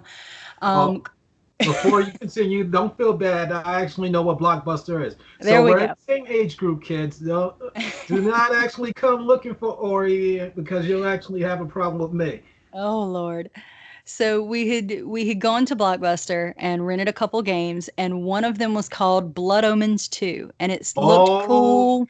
There were vampires. I was like, this is so I ended up um my stepbrother, he would stay with us on the weekends and then go stay with his mom during the week. He was back and forth. And so when he wasn't home, I kept renting this game and trying to play through it. Well, my mom and my stepdad saw how much I enjoyed it and actually bought me the game and a GameCube for Christmas. So I took it back to Lafayette, where I was living and going to school, and playing it in my dorm. And I kept getting to this one spot over and over, and I couldn't figure out, like, I had restarted the game twice thinking I had oh, missed something, trying to figure out how to get past this one room. And so I couldn't figure it out. Well, one night, it was around Valentine's Day. I had a bunch of friends that were supposed to meet me out to go out to the clubs, and it didn't happen. And I um, imbibed a little too much, like you do, and ran into the man who is now my husband. And we had met before; we'd met a couple times, but I ran into him in the club, and I mentioned something about somehow we got on the topic of video games. I'm like, yeah, I'm playing this one right now that I just cannot get past, and it's driving me crazy. And he's like, what are you playing? And I said, Blood Omen 2. And he was like, you play that? And I was like, yeah. He's like, well, where are you? And so I explained to him where I was in the game. And he's like, oh, yeah, you got to move the statue. I'm like, are you serious? He's like, yeah, you just move the statue to the side. It puts a hole in the wall and you can get him out of the jail area. I'm like, son of a biscuit. And so I ended up imbibing way too much, and he had to bring me back to the dorm that night. And I went back into my dorm room, turned it on, moved the dang thing, played for another 5 minutes, and then turned it off and passed out. But that was the beginning of our relationship, was bonding over Blood Omen 2. And apparently he had played all of the Legacy of Kain series. We actually oh, have um, a Kain action figure. We also have Raziel from oh no, Soul Reaver, from the Soul Reaver series. We have one of each of those, and we ended up playing through those games. We played through, let's see, GameCube, PS2, PS3. We've had all of the Xbox systems. Um, but I find more so, especially in the last 10 years or so, I'm definitely more of a PC gamer. oh, Um, I did play, this will also tell you how old I am. I remember being a kid, I had this sweet lady in the neighborhood that used to babysit me after school, and she had an Atari. And I would play Atari and play Pong and stuff like that. I barely remember that, but I do remember playing Atari as a kid. I'm trying to think what else. We're a huge nerd house. The husband has his own PC. I have mine. The daughter has a 360 and a Switch. The son, of course, has the Xbox and the PlayStation. And then we also have an Oculus Rift that my dad was nice enough to get for us one year for Christmas. And um, we've got one of the one up arcade cabinets. We've got the one that has Rampage and Gauntlet, and I can't remember the other two games that are on it. And my husband is dying to get the Teenage Mutant Ninja Turtle one up arcade cabinet, and it may happen. It'll happen oh, eventually. wow. You're speaking to pre-teenage to actual teenage me right now with It'll all these happen things. eventually. I don't know when it's gonna happen, but it's gonna happen. I'm debating on getting it for him for Father's Day, but I'm not sure yet because if I do it, then I have to find a way because there's no way I can pick up that heavy box. Somebody's got to load it in my car. Second of all, it's got to be a complete freaking surprise. And so I've got to hide it somewhere. Yeah, It got that. cannot come back to my house because he will root it out completely. Oh, So it may happen in the next couple weeks. So he's well, already got you'll a keep spot me picked posted out on to go. that Oh, absolutely. because you're speaking to my uh, pre-teenage to early 20s heart right there. With all those systems and Rampage and Teenage Mutant Ninja Turtles. So Oh yeah. you're speaking to my spirit right now. All right, so another thing that brought us together is our love of podcasting. Hmm. You touched upon earlier in the intro how Anthony, our dear friends Anthony from Smart to Death and Warren Hayes are kind of your go-to listens. Hmm. Uh, did they influence your actual channel when it was going? Um, to an extent, I kind of, because Warren and Anthony very and Queen and a lot of the others, they typically, kind of bounce around on anything and everything that's kind of going on in the wrestling world. And I felt like when I was doing Oriole in Progress, that there was, a lot of people in the UK know about Progress and OTT and Riptide, but over here in the United States, a lot of the wrestlers that we're seeing in NXT UK and even Kip Sabian and Jimmy Havoc came from over in AEW. They came from Progress, and um, I got hooked into Progress because a friend of mine got me hooked into Jimmy Havoc, and so I started going through. I started at chapter one and started working my way through the history of Progress, and it was just a really fun, really interesting, really different approach to independent wrestling, and I really enjoyed it, and I felt like that more people in the United States should know about it. And that was kind of the hard it was kind of a good and bad because I had a very niche show and niche audience, but at the same time, like if you weren't really interested in Progress, there was no other reason for you to listen to my show. And so it made things, that's one of the reasons why I had initially wanted to rebrand the show and move it into more of, not just Progress Wrestling, but the progress of wrestling as a whole in the world today. Um, and then life happened, and I wasn't able to do that in the way that I wanted to. I had surgery and then I had a health scare afterwards, of which I'm okay now. I just had a follow up appointment yesterday and things are good. But, and I'm not saying I would never do another podcast. I like podcasting, I like talking to people, I like talking about things that I enjoy. I just don't feel like I do it well on my own. I enjoy having someone there to bounce off of and to talk off of and to give me that, I need that color commentator, there with me. I need somebody to well, wait a minute. You know what I mean? Mm-hmm. I need to have that opposing opinion. And so, or that other train of thought. And so, I'm not saying I'd never do another podcast. I had an idea that Mags and I had talked about a long time ago. And I may revisit that, I may uh, relaunch, rebrand, recycle, something else. I don't know. I'm running out of words here that would fit. And Reinvent. reinvent. There we go. That's a good one. Reinvent and maybe give that a second look and see if maybe that's a better option for because I feel like there's a lot of people out there who are talking about everything in pro wrestling right now, or they're just talking about WWE or NWA or WWE or New Japan or. And so I feel like trying to cover not that what I have to say is any less important than what anyone else is saying. I don't want to be saying the same thing that everybody else is already saying in a different way, And I feel like sometimes there are others who can say it much better than I can. And so I don't want to. I don't want to regurgitate the same information and the same opinions and the same thought processes. Not that, I agree with anything and everything that JPQ or Queen or Anthony or Warren or whoever else says.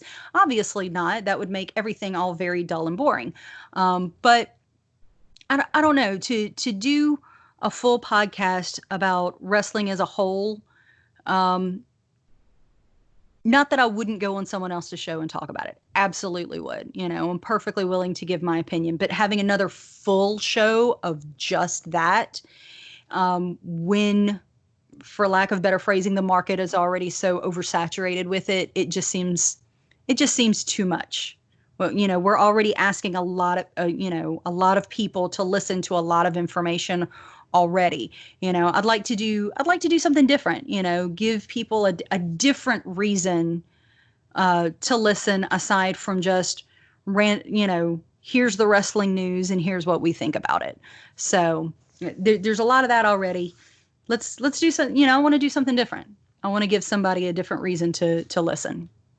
I hear you. I actually started off this podcast actually doing New Japan, and that's what got me most of my hits. But then I started to transition to Ring of Honor. Believe it or not, I actually was into British pro wrestling. I actually was more so of a Rough Pro fan than a Progress fan. I actually knew of Progress, but I more so learned of their system or ways by way of your show. Oh, okay. Cool. Yeah, Cool. Yeah. so I was a listener, avid listener. Oh, yeah. That insane first and second show with my girl Emily. Holy moly. I still think back to that show. That was just a fun show. And especially from a standpoint of Emily not being a wrestling fan at all. She still hasn't come over to watch any more wrestling with me and to watch any AEW with me. So I'm a little, of course, pandemic, but still, you know, I'll get her. I'll get her soon. It'll happen. It'll happen. Oh, I will be looking forward to that. And speaking of being on this podcast, I tried to hold on to doing the pro wrestling bit for a while, but then so much came along. And I touched upon Hmm. this with Conrad and everybody else, even Mags. Like, there was so much. You had the NWA that just restarted, MLW, MLW, I actually said it right, that restarted. New Japan, Ring of Honor, uh, Noah, so much that I became burnt out. I could not keep up with it all. Yeah. Oh man, It's even it's a lot. It's a lot, and that's another reason. There's a lot of people who are um who are covering a lot of it, and there's a lot of people who are covering again, like I was, niche points of it, like New Japan or Stardom or what have you. And so, um, I feel like those that want to cover that, let's let, I'm going to let them cover that. Now, if somebody's going to ask me my opinion on it, then yeah, sure. Well, we can totally have a conversation, as long as I know what I'm talking about, which may or may not be a thing. But, there's so many out there. There's so much to cover. It's hard. That was another reason why rebranding Orion Progress didn't work out aside from my health, was because I was trying to keep up with New Japan, AEW, some of WWE, Ring of Honor, and you ultimately burn yourself out, which is why you see people like Anthony who aren't really like, he'll touch on the news stuff that comes out that he sees on social media as far as WWE, but aside from that, he really doesn't watch it. He doesn't keep up with it, and I respect that. Same Mm. thing. I mean, granted, Ring of Honor, I don't believe is really running shows right now, but Impact, that's a whole nother one that I completely forgot about. Trying to keep up with everything, what happened here and watch all of it. It's just too much. It's so too much. Even when I was just doing Progress, it was a lot, and they only ran like once a month. And so it's which yet another reason why I want to do something wrestling related, but not about what's going on specifically in current television. Mm. You know, so That sounds interesting. From what it sounds like to me, you want to do something that's kind of current, but in a sense, you're kind of channeling one Mr. Wrestling Ranton, who actually does these retrospectives. um in a way, in a way. So say that your content is retrospectives to some degree or another. What top promotion would you say is gonna be that niche for you? Is it gonna be Progress again or what? I don't think I'm going to relegate it to just one. I think um the way that, and before I say this, I'm going to go look at something real quick before I step my foot in my mouth. That's Let's fine. see. This is the raw and uncut multi-dimensional realm. So do whatever you need to. All right, let's see.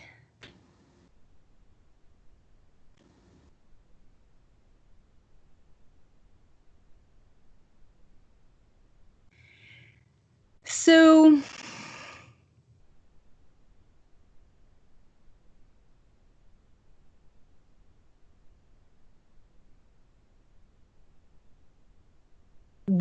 the idea that Mags and I had bounced around um, was to an extent a retrospective, not so much from a promotion point of view, but a personal point of view. Um, and so to relegate it to one promotion, I think would be a disservice to all promotions. So it's going to be. Uh, I don't want to say it's going to be because I'm still not 100% sure that I'm going to do it. Because I feel like if I say it's going to be, or basically the idea was kind of a best match ever type situation. Oh, Um, and so I would have different guests come on and we would talk about the best match they've ever seen and why, and you can break it down even further into women's matches, hardcore matches, whatever. So kind of similar in vein of Badlands to some extent. oh, so your premise is kind of like Badlands, except that it's more so the best matches ever, but it's almost the greatest match that a person ever seen in their entire go around as a fan. Exactly. And we wouldn't do it in such a way that we're keeping track of an overall best match ever, or, what have you. And there wouldn't be a top five or anything. It would just be one general match. Tell me about the best match you ever saw themed such and such, or what have you. And I ran it by Mags first because I felt like it was so similar to Badlands. I'm not the type of person to step on anybody's toes or try and steal anyone's ideas. And so I definitely, while I love Badlands, I love that show. I love those Mm-hmm. people on that show. I love the idea, you know, I didn't want, I felt like if I were to do this at any point, I didn't want to say anything to anyone without talking to Mags first because I felt like that would be disrespectful, you know. And so he and I had a long chat about it. He was super supportive and he thought it was a really good idea. And I mean, sadly, it's something I've been sitting on since September, but, it's still, or heck, even the end of July, you know, that he was super positive about and super supportive about. And I think there still needs to be a little bit more because he gave me some good ideas on how to kind of pare it down because I want to keep it kind of short. I want to keep it at maybe a quick 30-minute podcast, something you can throw on, listen to on the way to work or during your lunch break. I don't want it to be an hour, 2 hour podcast on purpose. It's one thing if it happens that way. It's another thing to do that on purpose. And so, yeah, like he was, like I said, he was super supportive. He liked the idea. He gave me some really good feedback and some ideas on how to keep it at maybe 30. And like I said, it may still happen. Like I don't want to, I don't want to say yes, it's happening, it's coming because for one, I have nothing planned. I have no guests. I have no themes. I have I have no title, but it's something the more that I've sat on it and thought about it and wanted to get back into podcasting, the more I kind of go, hey, that was kind of a good idea.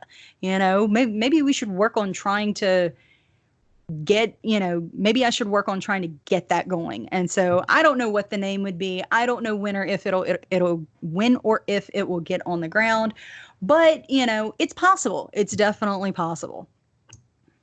I hear you.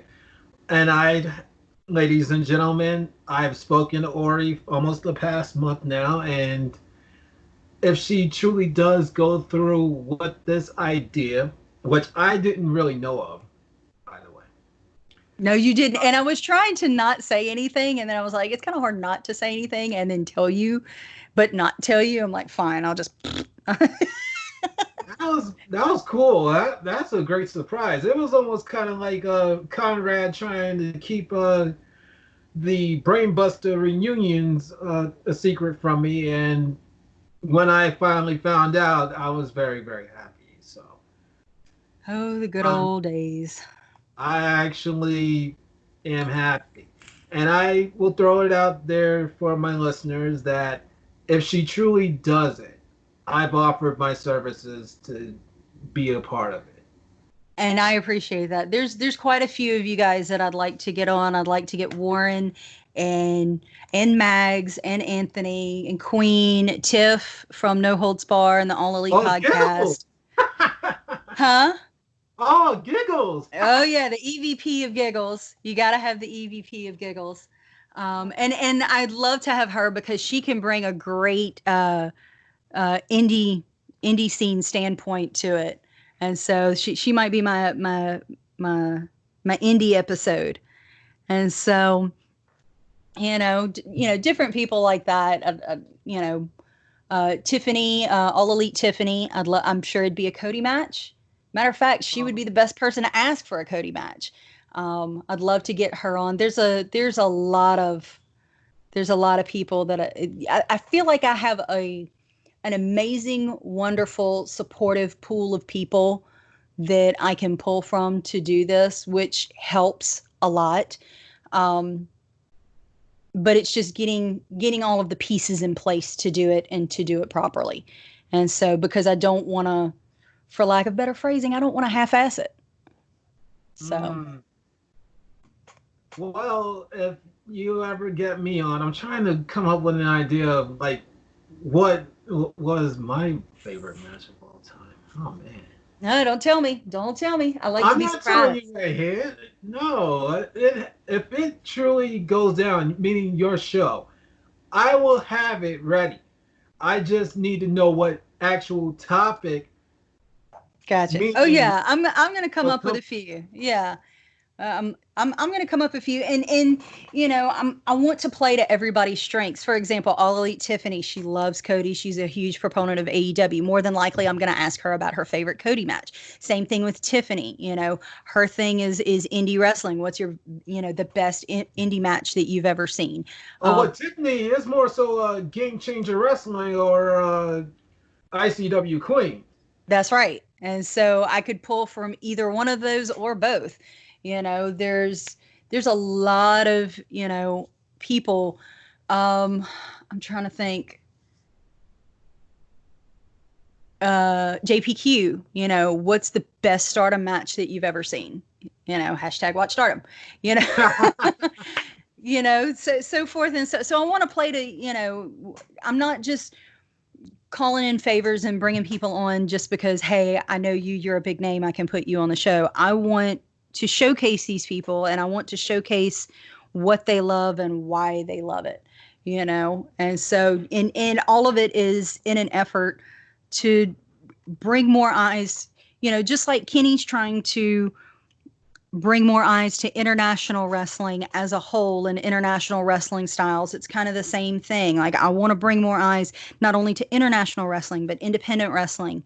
The I want to know why you like what you like. What about it makes it so good? And I know people's favorites change all the time, and that's kind of the fun of it, is we can go back and say, "Hey, so I had you on the show then and we were talking about this. Is this still your favorite match?" And then go into something else. And so, because some days my favorite wrestler's Jimmy and some days my favorite wrestler's Kenny. And so some days I'm just like, screw everybody. I want to go drink a beer with Session Moth Martina. Like, that's just how things happen. Lately, it's drink a beer with Martina, to be perfectly honest with you. And ladies and gentlemen, as we are recording this crazy, crazy show right now, I'm looking at Ari's picture. It is a Session Martina. And let me tell you something. That drink was full when I started Martina's meet and greet line. And the night before was the wedding and the reception for my best friend. And I was out drinking some of those Brits, and there was tequila involved. So when I got that beer, it wasn't, I'm getting drunk again. It was, I was renewing my drunk from the night before. I literally got her to sign a Session Goth 8x10, a photo, and took a picture, and then almost walked away without my picture.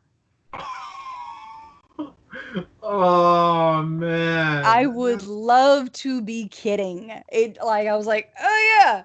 And then went to go look for Jimmy, and like ended up talking to a bunch of people, and like it was such a fun night. My phone died like right after I took a picture with Paul Robinson, cut his head off in the picture and didn't realize it till later.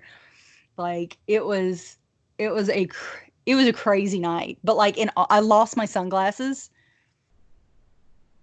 Oh Lost my man. favorite pair of sunglasses in Alexandra Palace. Pretty sure they're still there. Oh It was man. great. I wouldn't change it for anything. It was awesome. Got to see Jordan Devlin live. Jordan Devlin live is amazing. David Starr live is amazing. Oh man. I called David Stud, and I believe my ex fiance Earl can testify to this. And he's proud of this too, I gotta believe.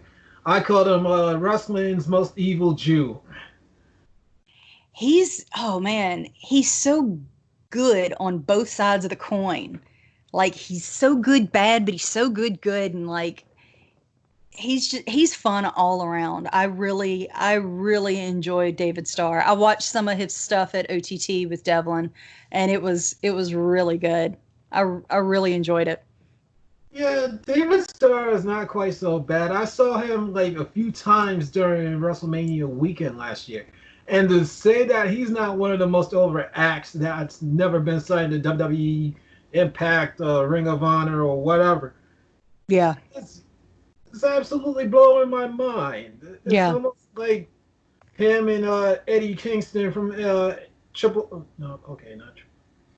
AAW Mm, when they were together. Oh my God, they were so golden.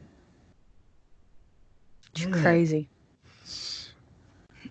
Okay, so I think you've actually already touched upon motherhood and marriage, so we don't really have to go that far. Uh, outside of wrestling and gaming, what Mhm. else do you like to do? I have been doing, I like to start these craft projects, and I have a bad habit of never finishing them. I've tried to learn to crochet. It did not go well and I gave up. I can knit a little bit, but not very well. I do it more for, I have fibromyalgia and psoriatic arthritis. And some of that is in my hands and fingers. And it's one of those catch 22 situations where if you move, it hurts. But if you move, it actually helps things, but moving also hurts. So it's kind of it's difficult. So trying to do that work with the knitting needles and the yarn and stuff, it actually kind of helps my arthritis a little bit. And it's something that if I can get going good enough, I can do it without thinking and without looking. And just now, I can't do any of the fancy stitches and purl and any of that. Like, it's just straight knit. It's one type of thing over and over. And typically, I end up with a scarf, or a pot holder or something like that. And so I can't make anything fancy, but it's something that gives my hands something to do to help work the soreness out and keep them from freezing up too much. And the other thing that I've started doing lately that I really enjoy is something called diamond painting. And you Mhm. might have seen ads for it like on Facebook and Instagram and stuff like that. And it's kind of paint by number meets a puzzle. And so you get this big canvas sheet with a picture printed on it, but it's very pixelated, and there's little boxes that have codes in them. The codes correspond to a code that is printed on the canvas, and then you get these little bitty plastic diamonds, and each diamond color corresponds to one of the codes. And so you take this little, it looks like a pin with a hollow tip that you dip in wax. The wax actually helps you pick up the curved side of the diamond so that you can put the flat side on the canvas, because on top of the picture and then on top of where it's printed and everything, there's a really strong adhesive. And so it's almost like a Monet painting where you're really up close and you're putting all these diamonds in and you can't see it, but once you get them all in and back up, it makes this really pretty kind of shiny diamond picture. And so I did one a couple years ago, just before Christmas, and really enjoyed it. Was able to knock it out in a couple days. And then I ordered one for my mom that's a big, huge peacock that would match the colors in her house. And I got it for her Christmas birthday because her birthday is on Christmas Day. And it Mhm. was much larger than I anticipated. So I'm still working on it and haven't gotten it done. And then I ordered another one, or I've actually ordered four, but I'm still waiting on three to come in. But I ordered one that was like one of those pictures where they're separated. It's like five different pictures, and the big one's the largest. And then the two in the middle are smaller, and the two outside are even smaller. And if you shoved them all together, it would make one big picture. You know what I'm talking about? So it's Yeah, like pretty much. five pictures in one, and so type deal. And so I've gotten the first panel on all of that completed. Almost halfway through the second panel. And my daughter, like I said earlier, she's got ADHD. And so there's a lot of attention issues. She's actually sat down and started helping me with some of it. And so, which is really good for her to get her to sit there for 20, 30 minutes to put these little diamonds on and work on her fine motor skills and focusing and stuff like that. It's I actually talked to her therapist. It's actually really good for her. So, and she'll, me and her will both, she'll throw on her music on YouTube and I'll throw on my music on Spotify, and we'll just zone out and plop diamonds in spots, there was one day I think I did like 7, 8 hours and just sat at the kitchen table, just sticking diamonds on the canvas. And Oh, so it's a little, it's just, you just zone out and you don't think about it and you just kind of match the colors up with the code and go at it. And they aw. come out really pretty. Oh, that's so great. I cannot Uh, stitch anything for my life. But that's awesome. I'll send you a picture of I've got a picture of, or I don't have a picture, but I have the first one that I completed, and I'll throw it up. I'll send you a picture of it either on Twitter or whatnot, Yeah, so you you can can. kind of see what I'm talking about. I can imagine it in my mind, and I was saying to myself, God bless her. She can stitch. I can't stitch anything. Well, this one isn't stitching. It's literally just sticking, because you've got the adhesive on the canvas and it's just matching up the diamonds with the correct color diamonds with the correct color code on the canvas and then sticking it to the adhesive on top. And Hmm. so, it's unless you put the wrong color in the wrong spot, which I've had happen. I've thought I was on one code and stuck diamonds on the wrong code, and then I've had to go back and pull them up, and so it's very time consuming. I'll tell you that, because these things are itty bitty. I hear you. All right, I believe we touched upon your health, so no need to go that far. Oh, the only things left now, I believe we only have like two or three things left. All right, so my dear, what can I do for you going forward in the future? With me not having an active podcast right now, um, I think you do plenty. You're a great friend. You're always willing to listen. You're always willing to bounce ideas off of. And I think, the world definitely needs more of that right now, is people and friends who will listen and who will, and I'll say this for me as a white person, because I am a white person. We need to, I am very pale and pasty. Um, Thank you. we need to be able to listen better, whether we agree, whether we disagree. When someone's trying to say, hey, while I get your intentions, this isn't right. I'm very much the type of person, uh I like knowing why. Not only do I like reading books and finding out what happens next, I like to know why something happens. I like to know, well, why does this work the way it works? Why, whatever. And so if if I do something wrong, I want somebody to tell me. I want somebody to tell me, hey, this isn't right, or you shouldn't have done this or said this, or I didn't like that you liked this on or retweeted this on social media. Okay, cool. Tell me why. Not because I'm trying to be belligerent or start an argument, but I want to know from your point of view, why was this wrong to you? Because I'm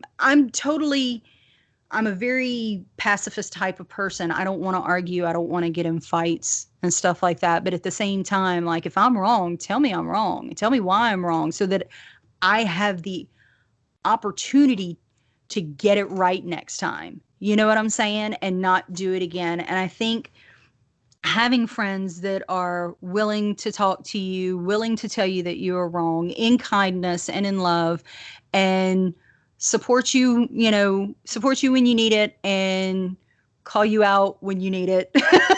You know what I'm saying? I think the world could definitely use a whole lot more of that, especially right now, whether it's race related or pandemic related. I've had, you know, with the health scare that I had after my surgery, um, all of that happened right at the beginning of lockdown or quarantine.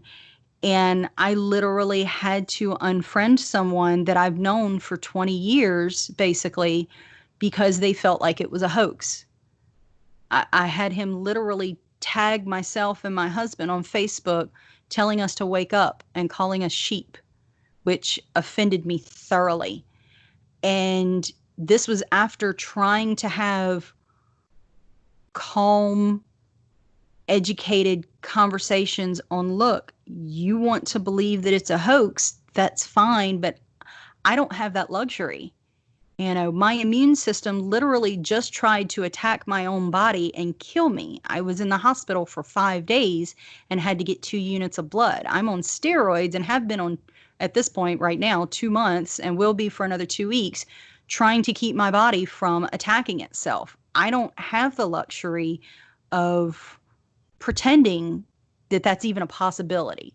And so, you know, when you have somebody that's saying it's not real, you should ignore all the warnings anyway and put your health at risk after you've just spent 5 days in the hospital. It was very disheartening. We have to be willing to see each other's point of views, no matter, and even if we agree to disagree, we have to be willing to listen to another person with an open mind and an open heart to see where they're coming from. And I think the community that we've cultivated on Twitter, I mean, and there's always a couple that are the exception to the rule, but I think the majority of the community that we've cultivated on Twitter is very good with that. If we disagree, we don't attack each other. We'll talk to each other, or we'll say, hey, I'm a little heated about this. Like, I'm willing to talk about it, but I can't do it right now, which I think is always a valid expression to anyone, as long as you're willing to come back and talk, and you're not shutting them down and that's the end of it, then that's being a good friend. And so I think we have a good community of friends who are willing to listen to each other and talk to each other and respectfully agree to disagree when we can't see eye to eye on, well, I think so and so should have been pushed for the belt, or whatever it is. And so, and I just personally would like to see more of that in the world. And I think you're one of those good people that do that, and you support those around you with kindness and an open heart and an open mind. And, if we get the podcast up and running, hey, of course, I'm sure there's something somewhere that, aside from you coming on the show, that you could help me out and support me with. I might, pick your brain for show name ideas or something, or run some by you. But, aside from that, just keep being you, man. Keep putting out awesome content and keep being a good friend. Okay. I do have an actual name for your show, possibly, but we'll talk about it more so off the air. All right. All right. Before I ask 2 more questions, I'm starting to believe myself a little bit more as I'm doing this podcasting thing. And I have monetized it to some degrees or another, and I believe I'm cracking the $2 seal soon. Mm-hmm. But do you believe that I can actually help other people by way of continuing this podcast and growing my overall brand? I think so, because I think while a lot of our podcasters, they'll drop tidbits here and there about their personal lives here, oh, I'm married, oh, I have kids, oh, I have a dog, whatever. I think it's cool to kind of get to know the person behind the podcast. And I don't think we do that very often. I don't think podcasters, I mean, and some may in the very beginning when they're trying to search for content, do an episode on, hey, here's more about me.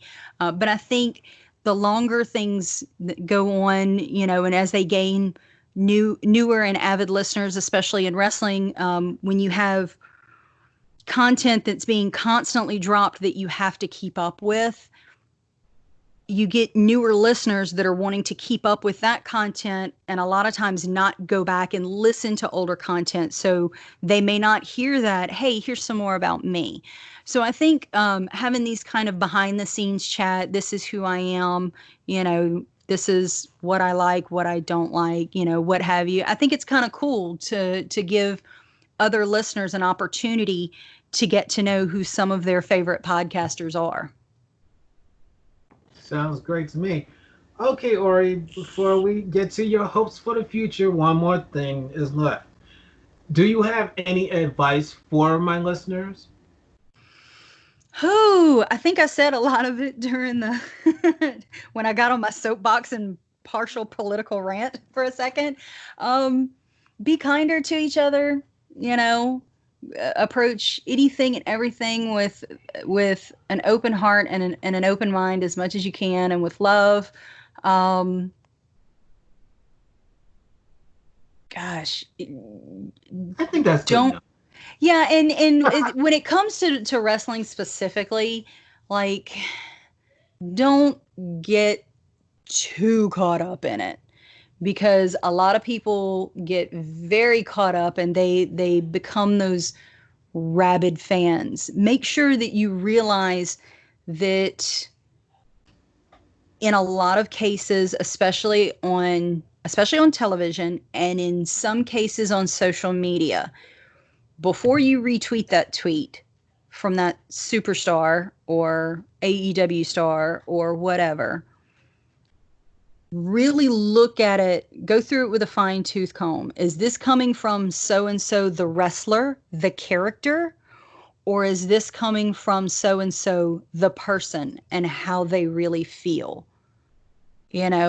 Try and, don't be so quick, as we would say here in the South, don't throw the baby out with the bathwater. Now don't get me wrong, there are times when you definitely need to throw it all out. Throw the whole man out and start over. But, and I just realized how thick my southern accent got right there. But like, don't throw the baby out with the bathwater. Um but there are times when, and I'm not going to say names and point fingers because I don't want to even give them the time of Satisfaction. day. Yeah, but there are some times where definitely when people say and do things, that is who they are, and you should 100% believe it, and that's just what it is. But you know, be careful. What you decide you want to believe, and what you want to stand behind, and keep in mind whether they have creative writers and are scripted heavily or they're not. At the end of the day, it's still TV. They're putting on a show and they're doing it so that we watch, good, bad, otherwise. They are That is true. doing it so that we watch. I used to work, one of my first jobs after I graduated high school was a hostess at Cracker Barrel Old Country Store. And back in those days, Cracker Barrel had no television or radio ads whatsoever. They only did ads via billboard and word of mouth. And they were very particular about customer service, because a good word of mouth will travel to maybe 3 to 5 people. Bad word of mouth, you're going to tell everybody you know. Mm. Bad word of mouth travels faster than anything ever. So keep that in mind when you're looking at so and so did something bad, said something bad. So how much of that do you really want to play into? How much of that is for show? How much of that do you need to be serious about, and how much do you need to take it as a grain of salt, because they're doing that on purpose to get under your skin so that you'll be talking about them? Because once again, bad attention is better than no attention at all. Yep, and WWE, more so Vince McMahon, and I'm talking to some of my hip hop heads, and I think Conrad Cushman can actually testify to this. Uh, One of our favorite rappers, I gotta believe, is Eric Easy E, right, of the rap group called NWA, and his Yep. moniker was that all publicity is good publicity, and I think Vince McMahon especially has adopted that. So what Ori is talking about, ladies and gentlemen, it's kind of true. So watch yourselves. Don't get too caught up in it, because that's what they want ultimately. I mean, why have and this is going to be a quick blip, and then I'm not going to say anything else about it. Why else has Nia Jax not been fired or put on suspension after Io got hurt? Was it Io or was it Kyrie? Shit. I don't know either which It's been way. a it's been I a heard recent about it. it's been a recent one that got thrown into the steps. And see, I don't watch, so I want to. Yeah, Kyrie Sane. Oh, poor Kyrie. Come on, WWE. Matter of fact, timed again. I've always Said, come on, they I still like ignore I past. like Nia Jax as a person. I really do. I don't think she's doing these things intentionally, but she has a history of injuring other ladies, and it's a problem, and it's a problem that WWE is refusing to address. And that's a problem to me. You can't consistently let this woman, I don't care who her family is, can't let her keep going in here and hurting people. It's a problem. So anyway, that's all I'm going to talk about that. Oh man, I really hope that you actually do your show. It's gonna be absolutely fun being on cam with you. I, it's the more that we've talked about it, the more I'm like, this was a good idea. We may actually need to do this, but it's if let's see, today is June Dude. 6th. If I do it, it's going to be a couple of weeks in the making because I want to set some stuff up and whatnot. Well, you take your time with it, and I will stay posted with you about it. Because I think I have a few ideas by what I could talk about and your show's name and how I could possibly help you in other ways. That would be awesome. All right, sweetheart. The only thing left now is your hopes for the future before we start wrapping this bad boy up. Really and truly, I just want everybody to be happy and safe and healthy. I want the world to get back to some kind of semblance of normality that we have. And I know it's never going to be like it was before. And I think in some ways that's going to be an absolutely good thing. But, um, you know, I, I just, I want, it's a very pageant answer. I want world peace. But That's I kind of do, I want everybody to be safe and healthy and happy and successful, and anything that I can do to help that, I'm willing to do, whether it's promotion or coming on a show or whatever else. Um, that's just it's kind of how, and I want to go to the Wizarding World of Harry Potter. I want that too because I still haven't been. I've been to Disney twice. I have not been to the Wizarding World of Harry Potter, and I want to go. So there's that. I hear you. I hear you completely. Oh man, and I'm there's so much I want to do. Oh Sheesh, yeah. so much. If this epidemic never happened, oh man. If this epidemic never happened, then at the end of July, my family and I would have been headed to Harrisburg, Pennsylvania to go see my dad. And we would have hit Hershey Park. We would have Oh, hit that's fun. Gettysburg again. I think I was going to attempt to try and um, see about doing a local show somewhere up there, um, maybe with Tiff and JPQ and whoever else, try and hit, you know, one of those shows that we never get down here, one of those wonderful things. So that was kind of our plans for the summer. But to be honest with you, with everything, my husband and I were laughing at it one day because with his PTSD, we don't go out very much anyway, and so Mhm. he was like, "This is," and um, he's disabled completely, and so he's like, "It's kind of like." The world hadn't really changed for us, has it? And I'm like, no, not really. We don't go anywhere. We don't do anything. The Oh, kids are I'm home often sorry. now, more often now, but aside from that, and so, but it's starting to get to us a little bit. We were talking about it today. We're going to try and see if we can find somewhere local and maybe go to St. Francisville where all the plantations are and stay the night somewhere and have a little mini vacation for him and I. I'd love to go to the beach. He's not a big beach dude. He likes the mountains. So, you know, I don't know. We're kicking around some ideas. He and I never had a honeymoon. So we're trying to get at least some type of mini vacation for the two of us at some point. So, Well, I hope that does go through. All right, so the only thing left now is the outro, and usually I would start by saying my outro, but this is roaming around. Thank you very much for coming on. I appreciate your help.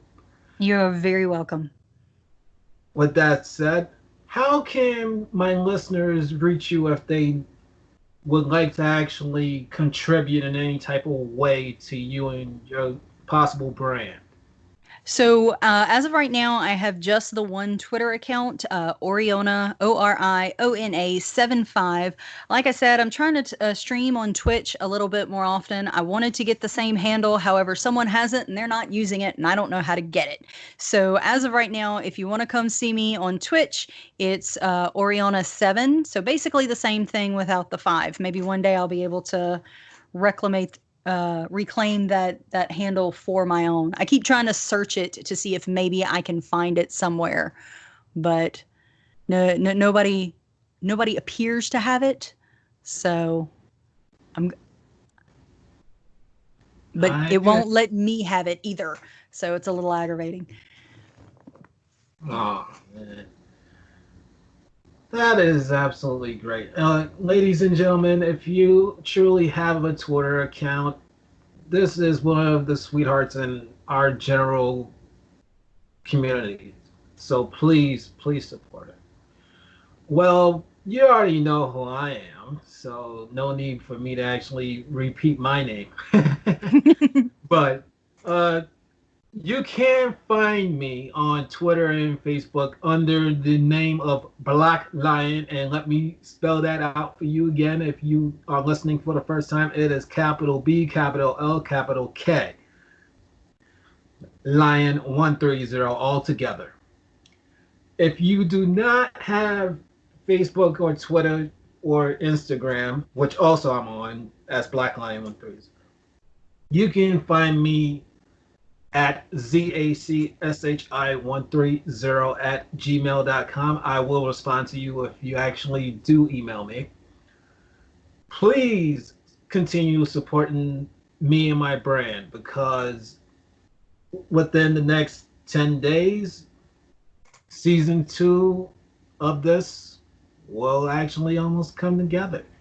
And there's plenty of guests who, God bless their souls, they are willing to come on. And it's almost like a big oven of just warmth and love that I am very hyped to share.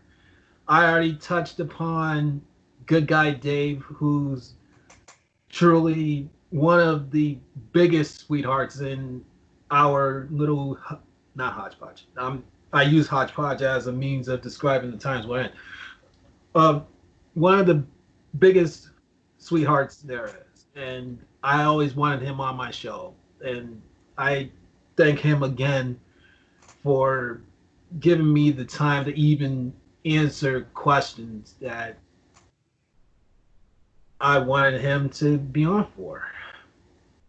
Also, I believe I can run the schedule down a little bit.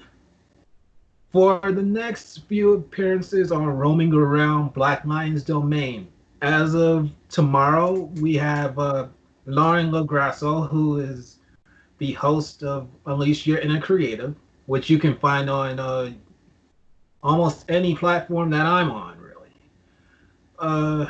So the recording for that, I believe, is 7 p.m. Eastern Standard Time. After Dear Lala is uh, Jen from Dragon's Den, who should be on uh, in 13 days from now. Good Guy Dave, I've already said how much he's gonna be on. Uh, my Shogo designer, my show's logo designer, Chris, he's an absolute great artist. He's gonna be on Father's Day, and other people like Adam Perez from the A Plus Opinions. He will be on July 11th and scheduled to be on others such as the Puro Queen 12 herself, Courtney Summers. Five Nerds Go. I think that's maybe Paul from Badlands. I gotta actually talk to whoever is running that account. Really. Uh, Jazz, who's a sweetheart in the writing world. Who else? I'm sure I'll come up with others. So there will be people that I do want on, but I'm working hard to get them. I keep on saying it and got certain people on, and I'm not giving up on this stream of mine. I will make Black Lions Airspace mean something. Damn it. As long as you guys give me the leeway, it will happen. With that said, there is one goal, one aim, one road, one focus. And if you are a long time listener, you know where I'm going. If you're not, it's basically, well, ladies and gentlemen, we live in a nasty hodgepodge time where people are still being killed by way of chokeholds or nasty airborne viruses, especially somebody that I love very dearly. She was affected by this, and I've already compared her somewhat as a younger Ori.